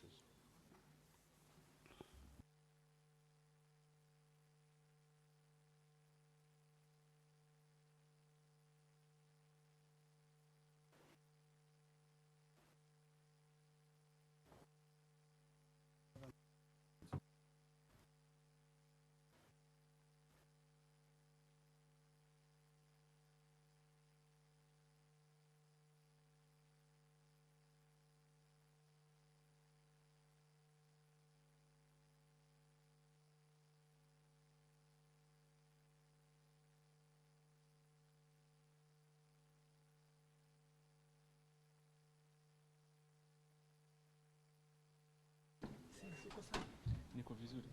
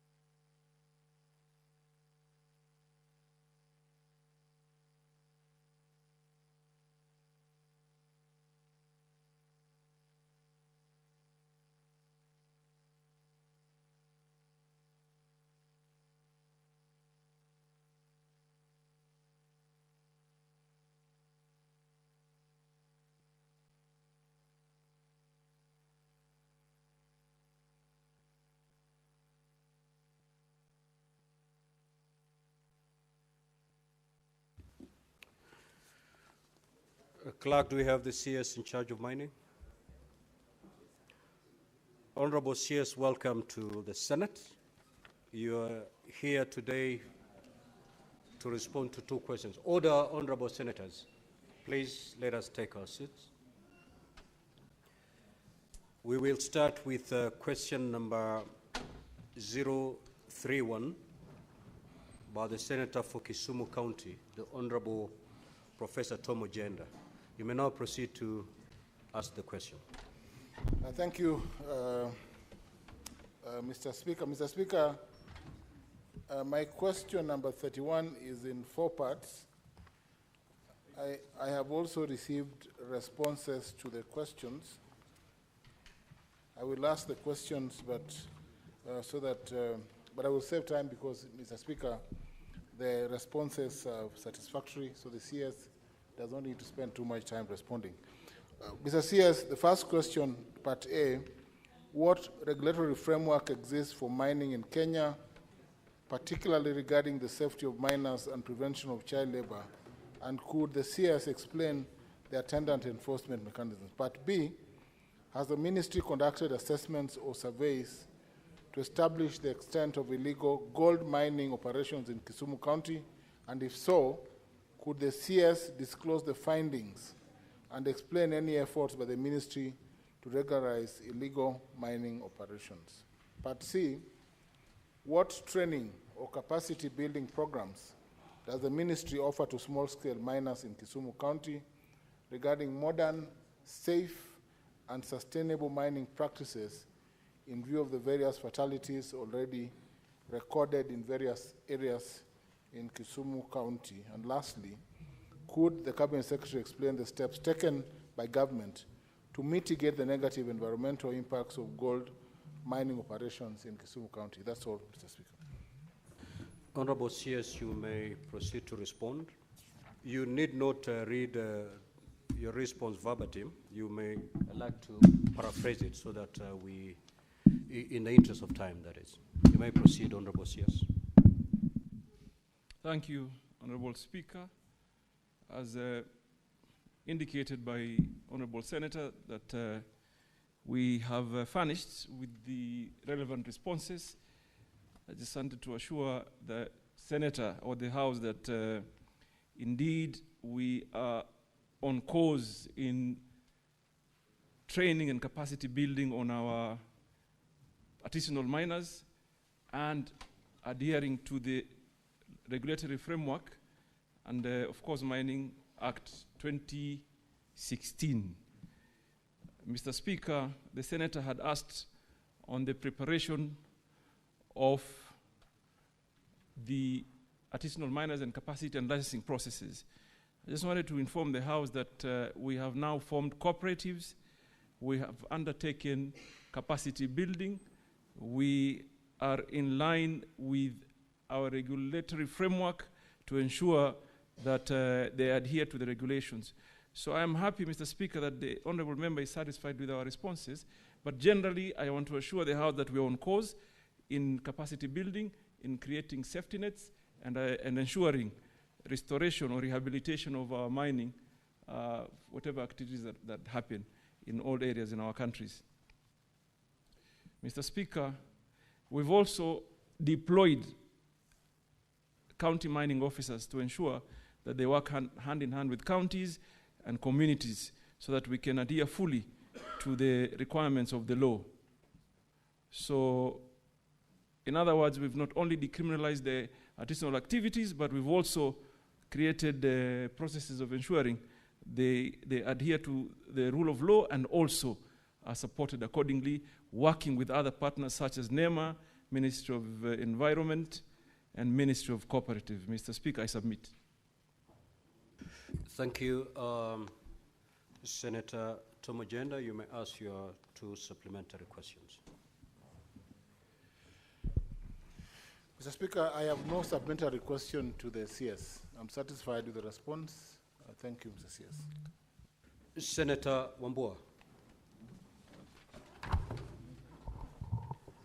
That's a new one coming from Senator Tom. Senator Professor Tomojenda, allow your colleague to ask a question if you're satisfied. You're not in the broad-based. It's okay. Honorable CS, you may take your seat and then note all the questions because I'm going to allow a number of the senators to raise questions. Thereafter, you will respond to them at a go. Honorable Wambua. The Speaker, the way Senator Tom is pointing at me, I'm not sure I'm safe. I want protection from you. Senator Tomojenda, I have noted your... Senator Tomojenda, kindly resume your ordinary seat. Just proceed and do it quietly, please. Proceed, Senator Wambua. Thank you, Speaker, for your protection. Speaker, my question flows from question B on illegal mining activities, and I wanted to find out from the CS if he is aware of the illegal extraction of copper in Kitui County, especially the area around Kitui West, called Mediko. And if he does not have the specifics about it, Mr. Speaker, it's an issue that I'm willing to take up with the CS. in due course. But is he aware that there are people that are illegally extracting copper from Kitui West in Kitui County? I think it's Senator Methu. Senator Mungatana. Asante sana waziri. Kwanza nakupongeza kwa kazi unayofanya waziri, tunashukuru. Kuna hatua ulichukua sehemu ya Tana River na ukasimamisha uchimbaji wa madini ya gypsum. Na sisi tulitarajia ya kwamba waziri utafuatizia, uweke mikakati ili wale wananchi ambao wanafaidika kwa uchumi huo wa uchimbaji wa gypsum wapate haki yao, wawekezaji wapate haki yao, county government ipate haki yake. Lakini waziri, baada ya kuchukua hatua ile ambao sote tuliipongeza by the way, tumeona kwamba serikali kuu kutoka kwa ofisi yako mmenyamaza. Sasa tungependa kujua na watu wa Tana River wangependa kujua kunaendeleaje na mipangilio ni namna gani, manake pale pia ilikuwa ni kitega uchumi na watu hali ndizo hizi wanataka kuishi. Asante waziri. Senator Olekina.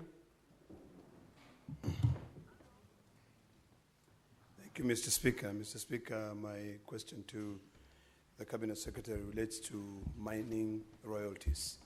Recently, Mr. Speaker, we had additional allocation of revenue, and some counties were allocated royalties, and I did not see any money being allocated to Narok County for additional allocation of revenue in terms of royalties. Yet Narok County has the majority of gold mining activities in the country.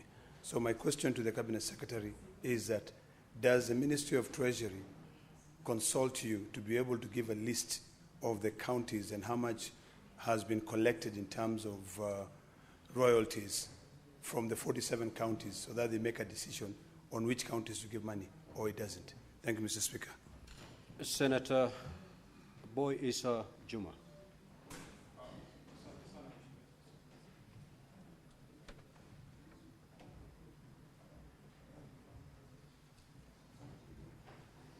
Asante sana Mheshimiwa Spika. Mimi nina swali ambalo nitakamuuliza Mheshimiwa Waziri kuhusu uvuvi, ambayo sehemu ya kule Vanga na Shimoni wavuvi wananyanyaswa sana na watu wa KWS.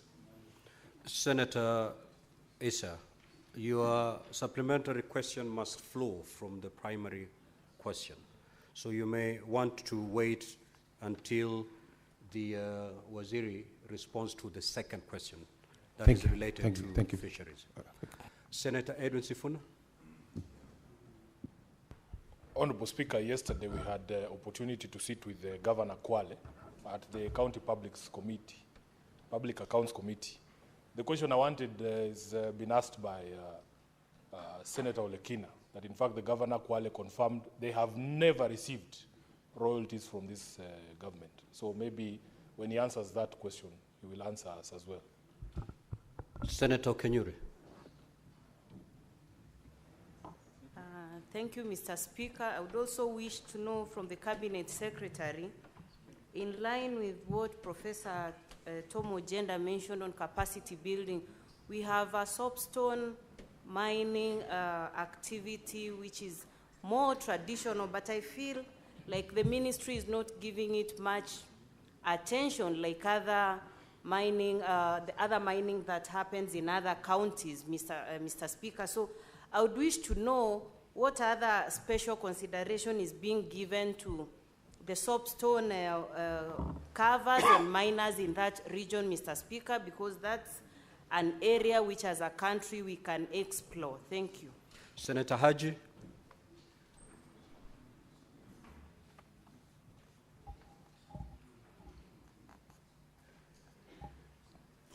Could I have the mic? Oh, thank you, Mr. Speaker. Mr. Speaker, the Cabinet Secretary had responded to the question by Senator Ojenda regarding environmental impact of miners. In his answer, he did elaborate that miners are required to come up with a management plan of the environment. Could the senator elucidate further in terms of how the ministry has taken action against miners who leave the environment in a very bad shape after they have conducted their business? Could the minister tell us in detail what is the ministry or what measures the ministry is putting in place to ensure that the environmental impact left by the miners are adequately addressed? Thank you, Mr. Speaker. Honorable CS, you may respond, and you have 3 minutes to do so. Mr. Speaker, if you'll allow me, I would like to start with the last question by Senator Haji, and I think it is an important one. One of the reasons as to why we've had to stop some mining operations, like the gypsum one, it is in the manner where the mining activities had been conducted earlier. Lands have been turned to barren land and abandoned quarries. And it is interesting because the pastoralist communities such as Garissa and Tana River and others suffer lots of losses because of losing livestock that fall into the pits. And that's one of the reasons that's why we have cancelled operations. What we are doing is to enforce. Initially, the ministry did not have an enforcement unit. We had a police unit, an AP unit, but now we have the CI unit that pursue those culprits that did that, and we're taking them through necessary action. So I want to assure you, Senator, there's some cause we are following. Senator Ekunyuri, you asked about soapstone. We treat all miners the same. Artisanal miners, a decision that was made is across all minerals. There's no specific treatment for specific mineral. So I just want to assure you, we have considered all minerals and all practices by artisanals. And all of them have been put in cooperatives and capacity build them so that they can be able to aggregate and access market easily. So even licensing, we use the same procedure, same protocols to ensure everybody gets licensed. Mr. Sifuna asked me about the royalties. I share your concerns, Senator. And I am already now negotiating with my committee of National Assembly to be able to undertake some reform, whereas when royalties are paid, they are disbursed to the rightful places on time, so that communities don't have to depend on Treasury. And obviously, I'll be consulting and seeking your support to be able to amend the law, so that if someone pays royalty, 70% goes to national government, 20% should go to counties, and 20% should go to communities. And CDAC, 1% gross, should directly go to the community. So this is a matter that requires reform in our law, and I'm already in discussion with the relevant committee at National Assembly, and I'll be looking forward to engaging you in Senate. Mr. Olekina, I'm not so sure whether you're right by saying Narok may be the biggest gold producer. We really don't have the data. But that said and done, you still deserve to be paid royalties on time. And Senator, I took the decision of terminating some of the licenses because of failure to comply with royalties payment. And I am glad that you worked with us in Narok and supported us.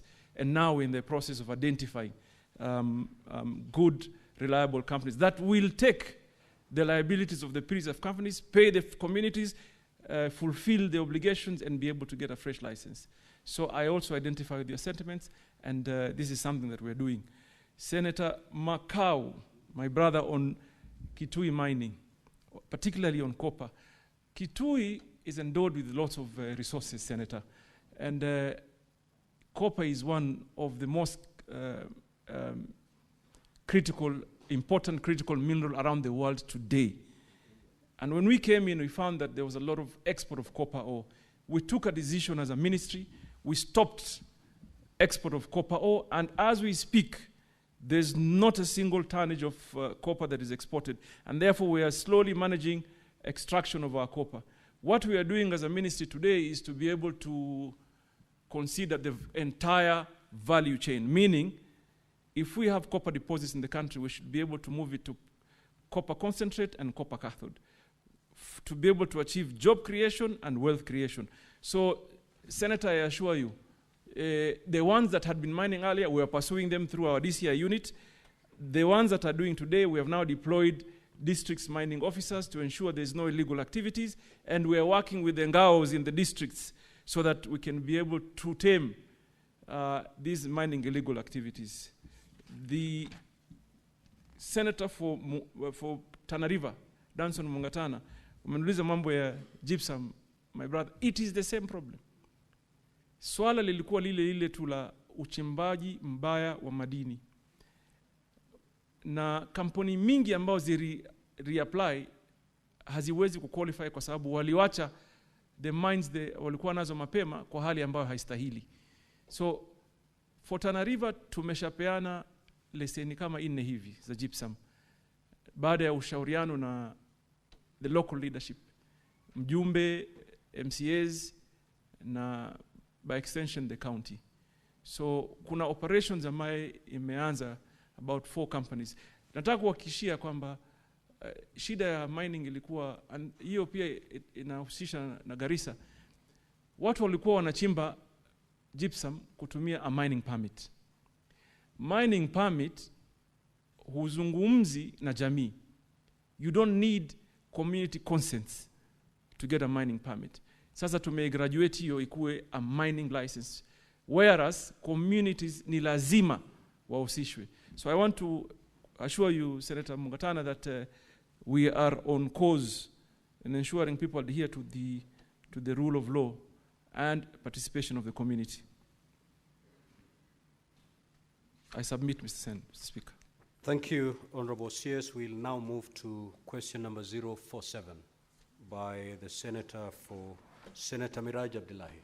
You may proceed to ask your question.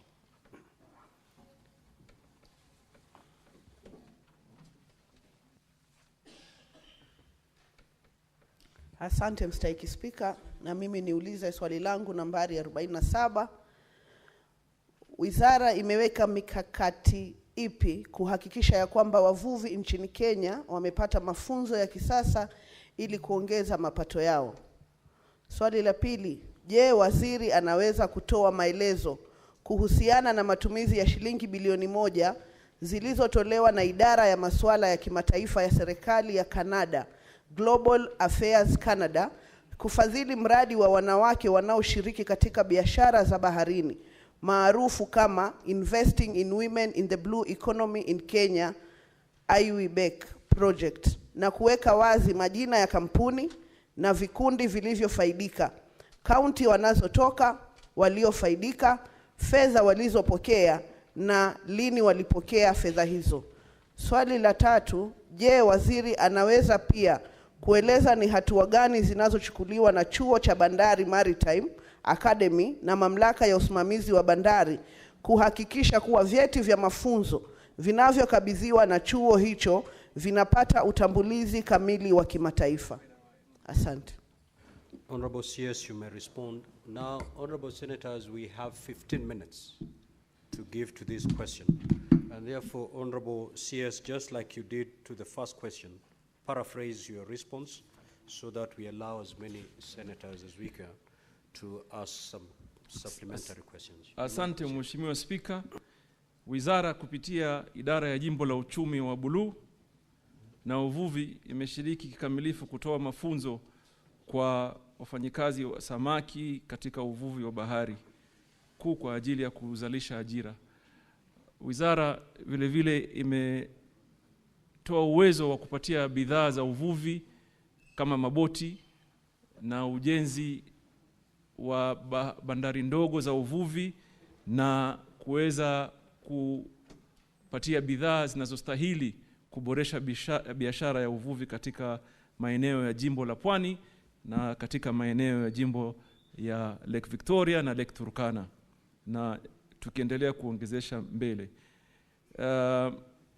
Swali la pili Mheshimiwa Spika ni kuhusu fedha za kuempower kina mama kupitia shirika la NGO kutoka nchi ya Canada. Mheshimiwa Spika, ripoti ambaye niko nayo ni kwamba shirika hili lilijituma likatafuta senti kutoka serikali ama wafadhili wa Canada takriban bilioni 1. Baada ya kutafuta hiyo, wakaanza kupeana grants ama msaada kwa vikundi vya kina mama viliomo katika jimbo la Lake Victoria na jimbo la Pwani. Na habari ambaye wizara iko nayo ni kwamba walifanya vetting, wakatambua wale the beneficiaries, na wakapeana paka sasa takriban milioni 403 million shillings kwa vikundi tofauti, vikiwemo vikundi vya Mombasa, vikundi vya Kwale, Kilifi, Lamu, Busia, Siaya, Kisumu, Homa Bay na Migori.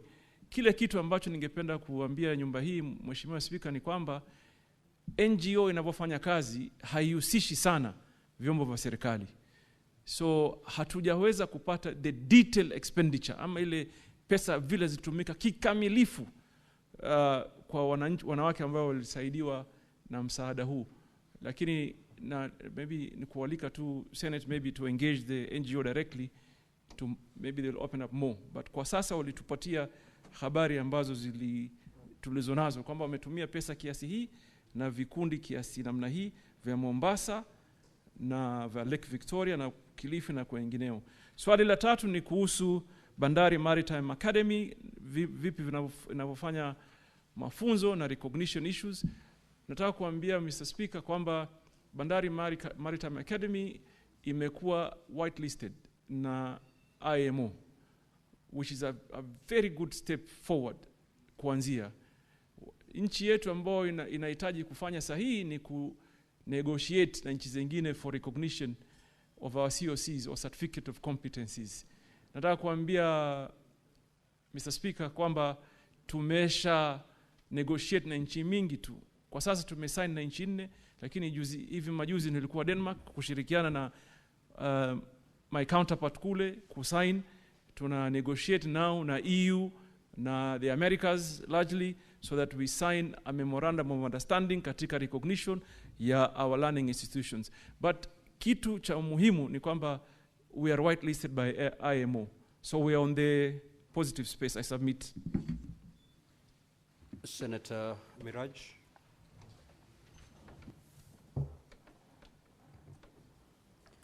Bwana Spika, niruhusu kwanza nimpongeze waziri wetu kwa kuweza kuona kwamba vyeti vyetu sasa vinatambulika na mataifa 4 ikiwemo Korea.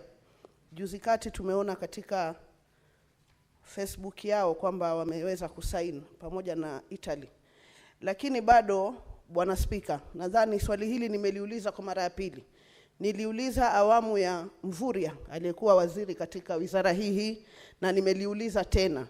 Na sababu ya kuliuliza swali hili ni kwamba jamii zetu za pwani hazitononoki, jumla ya kuwa tunaona kwamba fedha nyingi. Senator Miraj, what is your question? My question is, swali langu ni hili kwamba jamii za pwani ambazo ni jamii zinategemea uchumi samawati, ikiwemo uvuvi na fedha ambazo zinashirikiana na bahari, tunaona kwamba hundi zinapeanwa mara nyingi, na hata rais anapokuja pwani tunaona miradi mingi anayoisimamia ni miradi ya uchumi samawati. Lakini kila wakati tunapouliza fedha zile zinawafikia kina nani, hatupati majibu. Na leo waziri amesema wazi ya kwamba hawana ufahamu wa ni kina nani wamekuwa wakipokea pesa hizi. Je, swali langu, tutawaambia nini wapwani kuhusiana na zile hundi za fedha ambazo tunaona zinaendelea kupeanwa na hatuwajui wanaozipokea ni kina nani? Pili, kwenye upande wa uvuvi, ningependa kumuuliza waziri, ndugu zetu wanapopata ajali katika maji, wanapozama wakiwa kazini wanavua, kuna mikakati gani ya kuona ya kwamba wanapata chombo kama cha helikopta ili wakati ajali zile zinatokea wanaweza kukimbia na kuwapa huduma ya haraka ya kwanza? Asante Bwana Spika. Waziri unaweza kujibu. Na waziri tu kukujuza ni kwamba ukiamua kujibu swali kwa Kimombo lazima uendelee kwa Kimombo, ukiamua kujibu swali kwa Kiswahili utaendelea na Kiswahili. Usichanganye lugha hizo mbili wakati unajibu. Endelea waziri. Asante kwa ujuzi Mheshimiwa Spika. Ni jambo muhimu sana. Nilikuwa nalijua, lakini tu vile maneno mengine na changamoto. Mheshimiwa Miraji, iko tofauti ya Mheshimiwa Spika utanisaidia, accountability, uwazi. Iko tofauti ya uwazi wa serikali na vyombo visokuwa vya serikali. Jawabu yangu hasa, kwa sababu swali lilouliza ni la NGO, lakini hii 1 billion ambayo umesema ni pesa ambayo imepitia NGO. Wamepata rasilimali kupitia serikali na ufadhili wa Canada. Sasa imekuwa changamoto kwetu kuwauliza hawa NGO watupatie sisi hisabu na uwazi, kwa sababu wako na tabia zao na mienendo yao. Lakini zile za serikali, Mheshimiwa Spika, niko tayari kueleza kinaga ubwaga. Tumepeana takriban bilioni 3.2 kwa vikundi tofauti vya kina mama, vijana, kununua maboti. Tumenunua maboti 129 takriban. Tumejenga bahari za uvuvi chache 9 hivi. Sasa hii tunajenga katika Lake Victoria, tumejenga zingine 5 katika jimbo la Pwani, na zingine bado zinaendelea, na zingine tumeadvertise juzi na kadhalika. Kwa jambo la ajali, Mheshimiwa Senator, nataka nikwambie hata mimi wale watu ambao unaita watu wako ni watu wetu sisi wote. Na kwa sasa hivi ukienda Lamu, ukienda Mombasa, ukienda Kilifi, ukienda Kwale, utakuta tumewapatia boti la kuokoa watu la wepesi lenye kasi ya kisasa. Lakini nakubaliana na wewe katika mipango ya siku za usoni kwamba tunataka kuekeza katika teknolojia mpya ya kutumia drones na kutumia, Mheshimiwa Spika aweza kusaidia drones, lakini drones na kutumania helikopta, ndege ya helikopta. Hiyo iko katika mipango. Hiyo ni katika mipango kabambe ambayo tumeweka, na tukitathmini kwa kina tunakuta kwamba hiyo ndiyo njia mwafaka ya kufuata. Na submit. Senator Shakila Abdallah. Asante Mheshimiwa Spika. Kwanza nampongeza Mheshimiwa Waziri kwa kazi anayoifanya mzuri. Swali langu kwa waziri ni kuhusiana na mambo ya uvuvi haramu.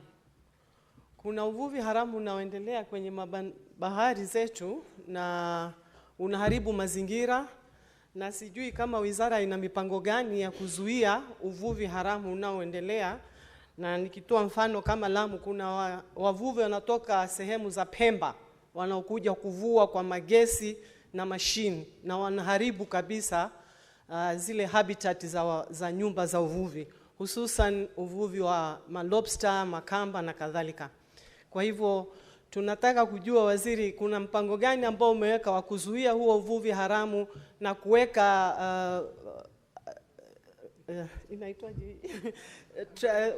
kuhakikisha watu wanafanya patrol katika bahari kushika wale wavuvi ambao wanafanya uvuvi haramu. Asante Mheshimiwa Senator John Nyutu. Asante Bwana Spika. Swali langu kwa waziri, nikubalie nitumie Kiswahili manake kimenoga leo. Swali langu kwa waziri ni je, kwa sababu ufugaji wa samaki ni kitega uchumi kizuri sana, je, wizara imeweka mikakati gani kuona kwamba ufugaji wa samaki na uvuvi haufanyiki tu mahali tulipo na maziwa ama bahari, na kwamba tunawafuga samaki pia katika maeneo hata ya huku bara, labda kwa kutengeneza mabwawa ya kufuga samaki, ili kwamba pia wanabara wakawa ni watu wanaofuga samaki na wanaokula samaki. Je, mikakati ni gani? Asante. Senator Boy Isa Juma. Asante sana Mheshimiwa Spika. Kwanza napenda kumpongeza Mheshimiwa Waziri hivi juzi kule Migori kuhusu habari ya mambo ya uvuvi na hivyo soko mpya zilizojengwa. Mheshimiwa Spika, swali langu ambalo nitakamuuliza waziri hapa ni kwamba kule sehemu za kwetu, kule sehemu za Kwale, sehemu za Vanga, sehemu za Shimoni, sehemu za Mkwiro, hivi ni visiwa ambavyo kuna wavuvi wanavua kule na vyombo vyao vya kuvulia ni vya zamani sana Mheshimiwa. na ningependa kujua kutoka kwa waziri kama kuna mikakati gani ambayo inaweza kusaidia wale wavuvi waweze kupata vyombo vya kisasa, maneti na nini, kama vile wenzetu walivyopawa hivi juzi sehemu za Migori. Swali langu la pili ni kuhusu Honorable Senator, under Standing Order 51C7B, you are entitled to ask only one supplementary question. Senator Morango.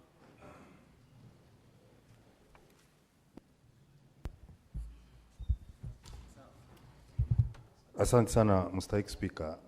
Mstahiki Speaker, kulingana na order ya nakala ambayo tumepewa na waziri, kuangalia zile kaunti ambazo ziliweza kupata kufaidika na ule mgao ambao ulikuwa umepewa, hata kama ilikuwa ni fedha ya mashati kutoka Canada. Kuna manziwa, baadhi ya manziwa makubwa, na mojawapo ni lile ziwa la Turkana, ambao pia wako na matatizo yao na wangependa kufaidika. Na kwa sababu hawakuwa katika order ambayo tuko nayo siku ya leo, mipango gani ulio nayo waziri kuhakikisha kwamba wale wenyeji wa kaunti ya Turkana na Marsabit ambao ndio wenyeji wa ziwa Turkana wanafaidika pamoja na maziwa mengine 23 ambao tulio nayo hapa Kenya? Asante sana Mstahiki Speaker. Senator Eddie. Thank you, Mr. Speaker. Proceed, we're short of time. Proceed, Senator Eddie. Mr. Speaker, in the language you're comfortable with. Proceed. I'm not sure whether Senator Newt was just proceed to ask the question, Honorable Senator. Thank you, Mr. Speaker, and I want to thank the CS for great work that he did in the last 1 week in the counties that comprise the blue economy of Nyanza. And while I know that this question was addressed in journalistic conversation and rally conversations, apart from the good thing that he's doing there, I wanted to ask the CS, is there a budget and a strategy for having to make sure that there is proper equipment on the issue that Senator Miraj asked about accidents that we are seeing across the country in these lakes and as well as the oceans, where fishermen don't have proper equipment to take care of themselves? Because, Mr. Speaker, it's not just proper to help them when they have capsized, but we preventing. The question has been registered. Thank Senator you. Chute. Thank you, Mr. Speaker. Asante sana Mheshimiwa Speaker. Watu wamepongeza waziri sana, lakini niko na shida kwa sababu mambo zote waziri ameongea ni kuhusu mahali pengine. Ile Turkana imesahaulika. Nataka kuuliza waziri, tuko na rasilimali Marsabit County, tuko na dhahabu ambayo inatoka Moyale, tuko na ziwa ya Turkana ambayo tunapeleka samaki kule Kongo. Ningetaka kuuliza waziri, atasaidia sisi namna gani kuhusu ziwa Lake Victoria, watu wetu wapate usaidizi ambaye wataweza kutoa samaki kwa njia ya haraka. Na watu ya Moyale pia wanalia, gold deposit yao iko huko. Kampuni imetoka hapa, kampuni imeenda kuchukua ardhi ya watu ya Moyale. Anachukua hatua gani kuhakikisha hiyo kampuni license imekuwa cancelled, waende mahali pengine watafute mahali ya kumine gold? Asante sana, Honorable Speaker. Senator Tabitha Mutendo. Asante Mstahiki Speaker. Ningependa pia mimi kumpongeza waziri wetu, tumeona akichapa kazi. Na swali langu ni rahisi, Mstahiki Speaker. Ningetaka kujua dhamana ya madini katika kaunti za Mashariki, haswa kule ambapo nimetoka, na pia mipangilio ambayo Wizara ya Madini inayo kuwezesha haya madini na dhamana ya madini katika kaunti ya Mashariki kuweza kunoga na kuweza kupanuka. Asante Mstahiki Speaker. Senator Morgo. Asante sana Bwana Speaker. Ningependa kuuliza waziri juu ya uchimbaji wa migodi ama gold katika West Pokot, kama anajua uharibifu unaoendelea, kwamba shimo zinachimbwa kila pahali bila watu kujali kufunika, na ya pili wanapeleka mchanga. Senator Murgo, your question has been registered. Don't add another one. You're not entitled to that. Honorable CS, Asante. you may proceed to respond. You'll note that these questions are related, so I believe you can respond under 2 minutes so that we conclude this. Proceed, Honorable CS. Mheshimiwa Spika, maswali yameulizwa ni maswali ya muhimu sana katika hali ya kulinda rasilimali ya kitaifa. Na kwa ujumla tu nafasi ya rasilimali isipotumika inaweza kutumika kiuharibifu. Na ndio maana tumeweka mikakati kabambe. Kwa mfano kama kaunti ya Lamu, sahihi tukiwa tunazungumza tunapanga mipango ya kutengeneza maboti ya kuenda masafa marefu, na yakirudi tuwe na bandari hasusan za samaki kuweza kuwasaidia katika utengenezaji samaki na kuhifadhi. Swali lingine la muhimu nimeulizwa, kwa nini tunaangalia tu maeneo ambayo yako na maziwa ama bahari. Umuhimu tuelewe kwamba hata sahihi ile Center of Excellence ambayo tuko nayo iko hapa Nyeri, hapa Sagana, ambayo inafanya uzalishaji wa samaki na utafiti na mafunzo ya samaki. Na Mheshimiwa Spika, naweza kukupatia mshtuko kiasi kwamba ujue hata hii Nairobi samaki wengi ambao wanakuja katika soko hili ni samaki ambao wanafugwa katika maeneo ambayo hakuna ziwa na bahari. Na ile habari mzuri zaidi, siku zingine nitawaalika katika maeneo ya Kakamega na niwaonyeshe vile watu wanafuga, kina mama wanafuga samaki na baadaye wanawapeleka katika kiwanda, wanatengenezwa na wanakuja katika maeneo haya. So rasilimali ya uchumi wa blue, Mheshimiwa Spika, ni kubwa sana. Na ukweli wa mambo ni kwamba hatujawahi kuipatia kipaumbele ambacho kinastahili. Lakini sahihi tuko na mikakati kabambe ya kueleweka. Kwanza kuwapatia uweza wavuvi na jamii zinazoishi katika maeneo hayo, na kuwafunza jamii ambao zinaishi katika maeneo tofauti mbinu na namna za kuweza kupata faida katika maeneo haya. Mheshimiwa Spika, hayo ndio yale maswali uliuliza Kiswahili. Sasa ingine ni Eddie. Eddie had asked a question on budget and strategy and equipping, particularly in the area of Lake Victoria in matters rescuing and searching. I want to assure you that our ministry has a budget. We have a contractor on site. We're building the first state-of-the-art search and rescue center in Kisumu, and we are going to equip it with equipment that will fit into the demands of the moment. So I realize, and I have had a conversation with a lot of critical players in the industry, and the number of our fisher folk that we lose every year is shocking and unbelievable. And we cannot attempt to deploy the same strategy and achieve different results. So you are right on developing a strategy that works, what would work today. So air rescue is critical. I had already directed, and the President is in concurrence with our plan, that we must deploy air rescue in the Lake Victoria and in the coastal region of our Indian Ocean. Mr. Speaker, we have a responsibility of ensuring we secure our valuable resources as a country. Blue economy is one, and mineral is the other. For far too long, we've had a lot of illegal activities in all those areas. In Pokot, for example, in Turkana, in Migori is even worse. In Kwale, in Taita Taveta, in Tarakanidi here, where we are blessed with critical future minerals. We have people all over the place doing some illegal activities. But I can tell you, we are on a mission to ensure we follow them, we pursue them, not just to arrest them, but also pursue their accounts so that we can confiscate their gains illegally and make it public property. We have completed our area geophysical survey. We know our occurrences as a country.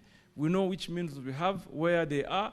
What the ministry is doing today is a narration on our ground truthing the asset in terms of value, in terms of viability, and whether it makes sense for a larger investment. So I want to assure the House, Mr. Speaker, is that we have a plan, and we are sticking to the plan, and we are executing the plan. Where we need to possibly reform our laws, I'll come back here and consult with my relevant committees. My chairman, Eddie, a wonderful young senator from Migori, a man that I know very well. We work well together. We will work to ensure that at committee level and the Senate we engage to reform so that we meet the current demands going into the future. I submit, Mr. Speaker. Thank you so much, Honorable CS. Honorable Senators, we'll terminate our interaction with the CS at that. Honorable CS, you may leave at your own pleasure. Thank you. Thank you, Mr. Speaker. We will now move to question number 001.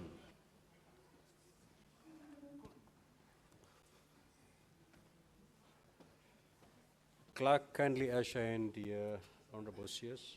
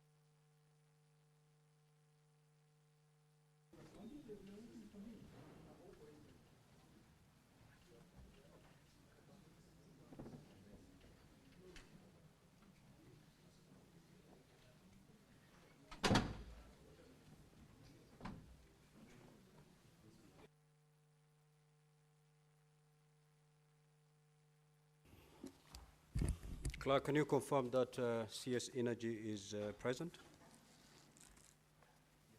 Thank you. We will now proceed with question number 001 by the Senator from Marsabit County, the Honorable Mohammed Chute. Honorable Senator, you may proceed to ask the question. Thank you very much, Honorable Speaker. My question is question 001. If you'll allow me, I start with question A. Would the Cabinet Secretary explain why Tari Adi, Dub Gindole, Dogogicha, Isako Muro, Ol Gabraskim, Saleswa Rio, Konso Banchale, and other villages in Marsabit County remain without electricity connection despite the installation of electricity transformers in those villages? Question B, what steps has the government taken on operationalization of all electricity transformers installed across Marsabit County? Question number C, could the Cabinet Secretary also indicate the level of access to electricity in Dugoba, Gargarsa, Wario Duba, Manyata Konso, Karatina, Kofiambaya, Parkishon, La Cartiña, Nasikakwe, and in Marsabit County, and explain why the government is doing so, what is the government doing in achieving full electricity coverage in those villages? Question D, Honorable Speaker, what is the status of requests for installation of electricity transformers and extension of electricity connection in Ilpus, Kituruni, Kubibagasa villages in Marsabit County? Thank you, Honorable Speaker.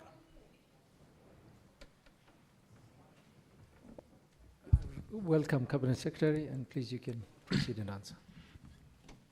Thank you, the Honorable Speaker. First, for your indulgence. I was supposed to have been here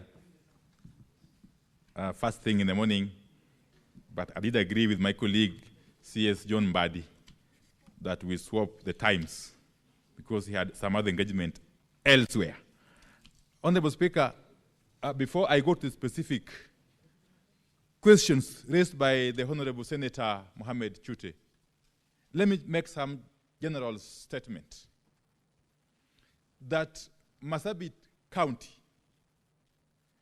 is among those counties, especially in the northern corridor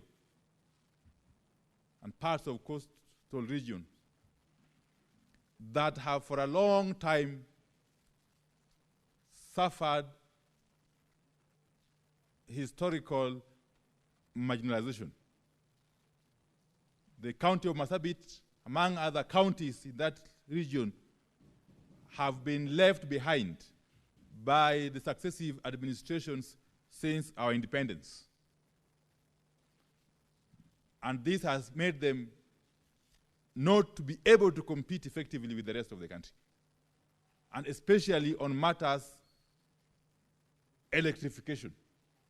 And that's why this administration under President William Ruto has taken a deliberate step to ensure that affirmative action is applied to bring parity, to achieve equity, insofar as development is concerned generally, but specifically to ensure that matters electrification is dealt with in an equitable manner. Honorable Speaker, therefore this administration has adopted a multi-pronged approach, and specifically for Marsabit County. This entails, first and foremost, ensuring that Marsabit County is connected to the national grid. We want to ensure that Marsabit County is connected to the national grid for the first time since independence. And how? One, by constructing a transmission line 45 kilometers from Loyangalani wind power farm to Loyangalani town, a project that has delayed inordinately, but a project that we are now able to commit that come December this year shall be complete, and we shall commission it. Honorable Speaker. Honorable Speaker.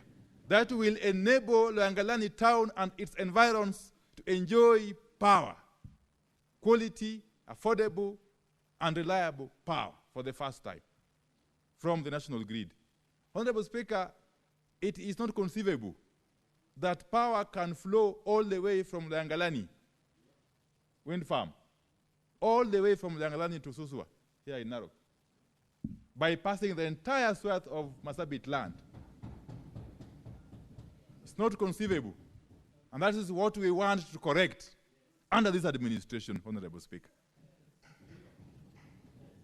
Honorable Speaker, secondly, we want to unlock the very, very important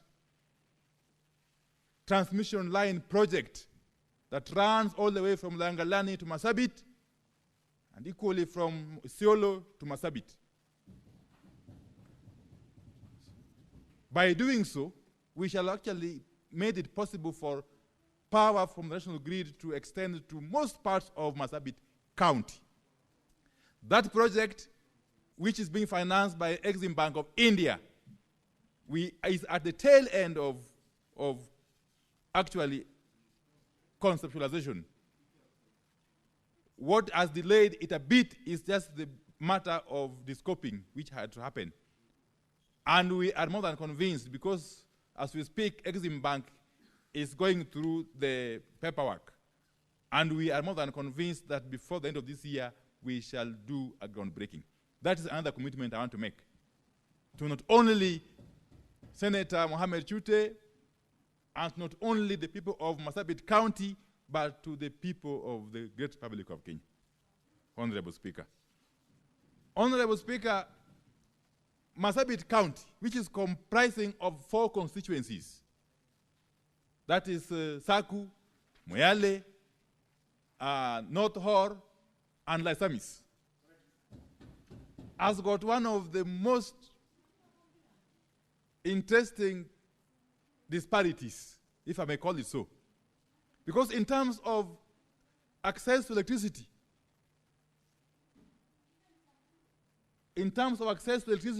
Saku, because of its sheer size, it's the smallest of the constituencies, is seen to be having a high access, about 60-something%. Yet, when you go to the extreme side, extreme end, North Hor and Laisamis, it is 1.2% and 1.8% access rate. That is serious, massive disparity that this administration has made deliberate plans to address through the efforts we have put in place. Honorable Speaker, Marsabit County has been deliberately placed among the 14 counties that are benefiting from the Kenya Off-Grid Solar Access Program or project, the COSAP. And Marsabit County alone has benefited or is benefiting from about 1 billion shilling worth of those projects, about 10 mini-grids covering across the width and breadth of the county, okay? And some 6 or so boreholes, Honorable Speaker. So allow me, therefore, and I've already spoken to my good friend, the Honorable Senator, Mohamed Chute, that I will be engaging him further, offline, over and above this formal presentation. I'll be engaging him further, together with other leaders from the county, to ensure that we fast-track these projects. That is one of the commitments that I have to make before this Honorable House. So therefore, Honorable Speaker, allow me, and I don't want to actually belabor the point, because I have already submitted the answers. On question number 1, which is question 60 what? In the order paper. Okay. That's fine. I'll just proceed. In terms of reasons why those areas that have been listed, okay, remain without electricity connection, despite the installation of electricity transformers in the said villages. Honorable Speaker, REREC, which is our implementing agency, has mapped out and undertaken preliminary works, that is survey and design, of a number of the areas for the implementation in the current financial year, and others for consideration in the next financial year, of course, subject to budgetary provisions. And details of the actual status of the areas are shown in the table 1 in my response. I don't want to belabor that. Honorable Speaker, part 2, the steps the government is taking to operationalize all the electricity transformers installed across Marsabit County. I want to say that a total of 8 schemes are in different stages of metering in the county. And upon completion, approximately 800 customers will be onboarded. And all the associated transformers will be commissioned in order to realize the benefits anticipated by the government of Kenya. In addition, some parts of Marsabit County have witnessed insecurity cases which has caused movement of people and hence leaving the already installed transformers fairly idle. The government is engaging various stakeholders to foster peace and restore normalcy. Part 3 is about access levels of electricity to those areas mentioned in that question, okay? And what the government is doing to achieve full electricity coverage in those villages. Again, in line with what I've said in my opening remarks, Honorable Speaker, the status of electrification and electricity access in the above villages is as shown in Table 2 of my response, Honorable Speaker. The identification, scoping, and electrification of unelectrified areas is an ongoing activity until universal electricity access is achieved. We don't want a situation where we talk about universal access by 2028 or 2030, Honorable Speaker. And yet, many parts of the country, especially from northern Kenya, are left far behind. So that is what we want to correct. Part 4, Honorable Speaker, the status of the request for installation of electricity transformers in those 3 villages. Honorable Speaker, the status of electrification in the above villages is as shown in Table 3 of my report, Honorable Speaker. And that is as far as the first question is concerned. Thank you very much, Cabinet Secretary. Senator Mohammed Chute, would you prefer to ask your second question and then ask supplementaries thereafter? If we can combine the questions. Thank you, Honorable Speaker. Let me ask my second question, and then I will ask my supplementary questions thereafter. Honorable Speaker, my question number 068. A, why has the last mile connectivity program not been implemented in the entire Marsabit County, despite similar programs being successfully rolled out in most parts of this country? Question B, what steps has the government taken to ensure Loyangalani, Kargi, Kor, Forole, and all other areas in Marsabit County without electricity are connected? C, could the Cabinet Secretary provide details on funds allocated for last mile connectivity projects so far in Marsabit County, the contractors involved, and the project timeline for their completion? Thank you, Honorable Speaker. Cabinet Secretary. Thank you very much, Honorable Speaker. Before I respond, let me just make a clarification. I did mention about the transmission line project from Loyangalani to Marsabit and Isiolo Marsabit. It is being financed by the Exim Bank of China, not India. And the company which is contracted is the China Water and Engineering Company. Thank you. Honorable Speaker, the first limb of the question is about why the last mile connectivity program has not been implemented in the entire county, despite similar programs being successfully rolled out in most parts of the country. Again, an issue I've talked about at length in my opening remarks. But let me say this, that since the inception of last mile connectivity projects, the government of Kenya has implemented a total of 29 projects worth some Kenya shillings 30.1 million and connected 1,466 customers to the grid in Marsabit County. The details of the connected customers across the various constituencies is as shown in the table 5 of my response. And Annexure 1, which is attached, provides the breakdown of ongoing projects in the county. So the steps the government is taking to ensure Loyangalani, Kargi, Kor, Forole, and all other areas in Marsabit County without electricity are connected. Again, Honorable Speaker, the status of electrification in the above villages is as shown in Table 4 on page 7 of my response, Honorable Speaker. Part 3, details of the funds allocated for the last mile connectivity projects so far in Marsabit County, the contractors involved, and the projected timelines for their completion. Honorable Speaker, over and above the completed schemes, the government of Kenya has allocated some Kenya shillings 4.5 million for last mile connectivity via grid solution as per the table on page 7. The target completion date is Q1 of the financial year 25-26. The government of Kenya has further allocated Kenya shillings 2.0579 billion, approximately US dollar 158.3 million, for connectivity via off-grid solution, as per the table on page 8. The sites are currently being handed over to the various contractors, and the target completion date is the end of financial year 25-26. The annexures 2 and 6 provide a breakdown of all projects funded in Marsabit County at various stages of implementation. Honorable Speaker, I submit. Thank you very much, Cabinet Secretary. Senator Chute, supplementary questions?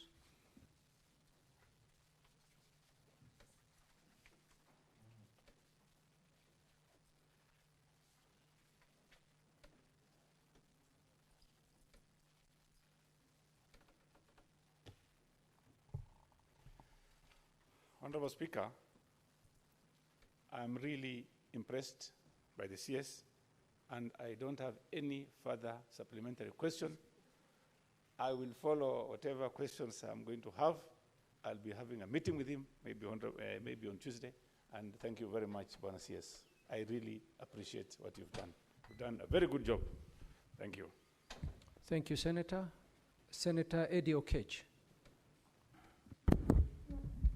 Mr. Speaker, just to steal 30 seconds from Senator Chute, that today it was the experts who are coming in the House, and you've seen that in all instances, experts have answered their questions very well, to the extent that there is no supplementary questions.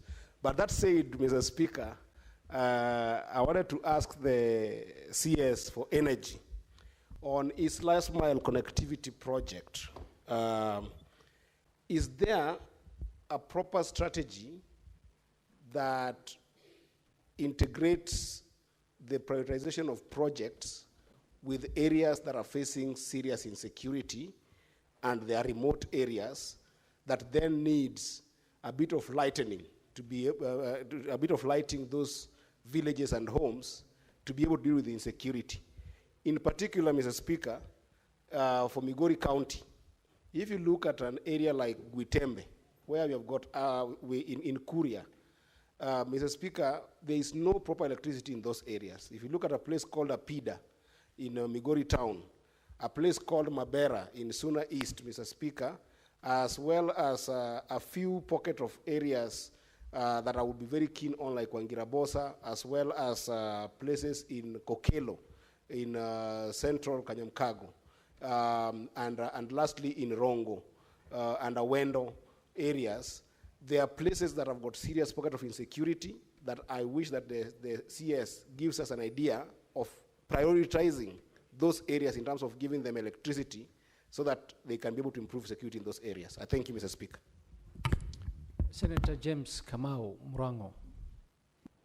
Yes, asante sana Mr. Speaker. Swali langu ambao litaenda kwa waziri ni moja tu, kwa sababu kama eneo la Ichoko katika Kirinyaga unapata ya kwamba kuna nguzo ziliwekwa miaka 3-4 za stima ambayo haijawahi kamilishwa, kama ile inaitwa Getemani na maeneo mengine katika eneo la Kirinyaga. Sasa nilikuwa nauliza waziri kama hako na mipango ambayo imenakiliwa ya kufanya kuhakikisha kwamba stima zinafika kwa wale ambao wanahitaji stima katika maeneo bunge yote, na kama iko tunafaa tufuatiliza wapi? Kwa sababu Mr. Speaker, kama mimi seneta wa Kirinyaga, mimi mwenyewe nililipia transformer miaka 3 iliyoisha. Miaka 3. Maafisa wenye wanafaa kupigiwa simu na kuchukua ili tuweze kufuatilia, wachukuangi simu zetu. Sasa kama mimi mwenyewe nahangaika kupata stima, swali ni mwananchi wa kawaida atawezaje kupata stima? Hiyo ndio swali langu, Mr. Speaker. Senator Senior Counsel Mugeni. Thank you, Waziri. I wanted to ride on the question by Senator Chute and ask a supplementary question to Waziri. I begin by thanking you. Last time you came to Nyamira, you visited 2 constituencies, West Magrango and Kitutu. I just wanted to know from the minister, from the CS, whether he has plans to come and finalize the connectivity for Borabu constituency. And the request that was made for an upgrade of phase 1 to phase 3 of Tinderedi region, so that business people are able to have connectivity to their machines and really spur the growth of the economy. Could the CS kindly tell us what plans he has for that particular constituency and that upgrade to phase 3? Thank you. Thank you, Senator. Senator Joe Nyutu.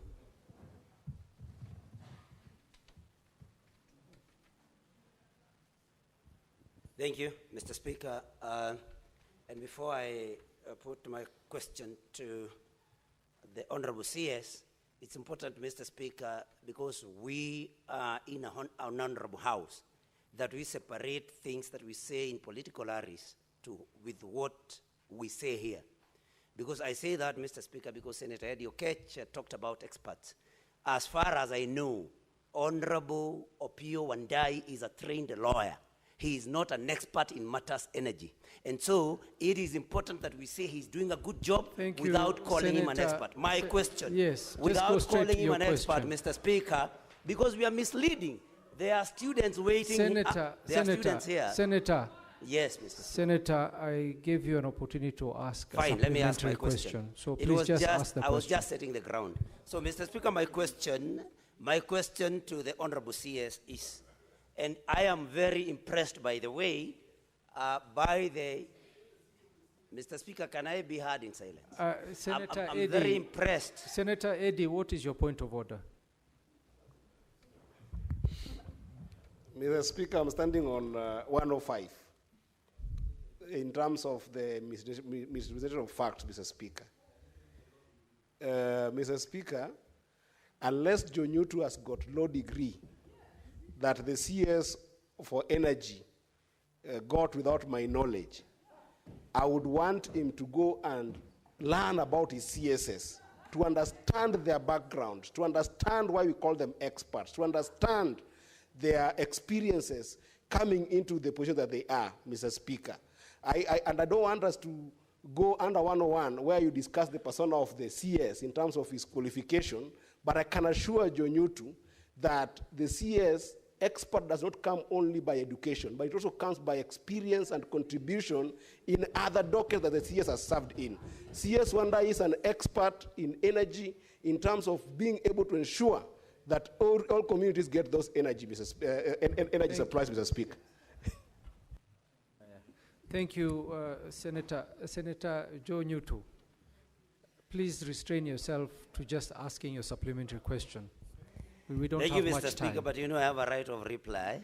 I want to assure Senator Eddie, I hold a degree. Senator Joe Nyutu, okay, Senator Joe Nyutu, if you open that door. Let me ask my question then. Thank you. Let me ask my question then.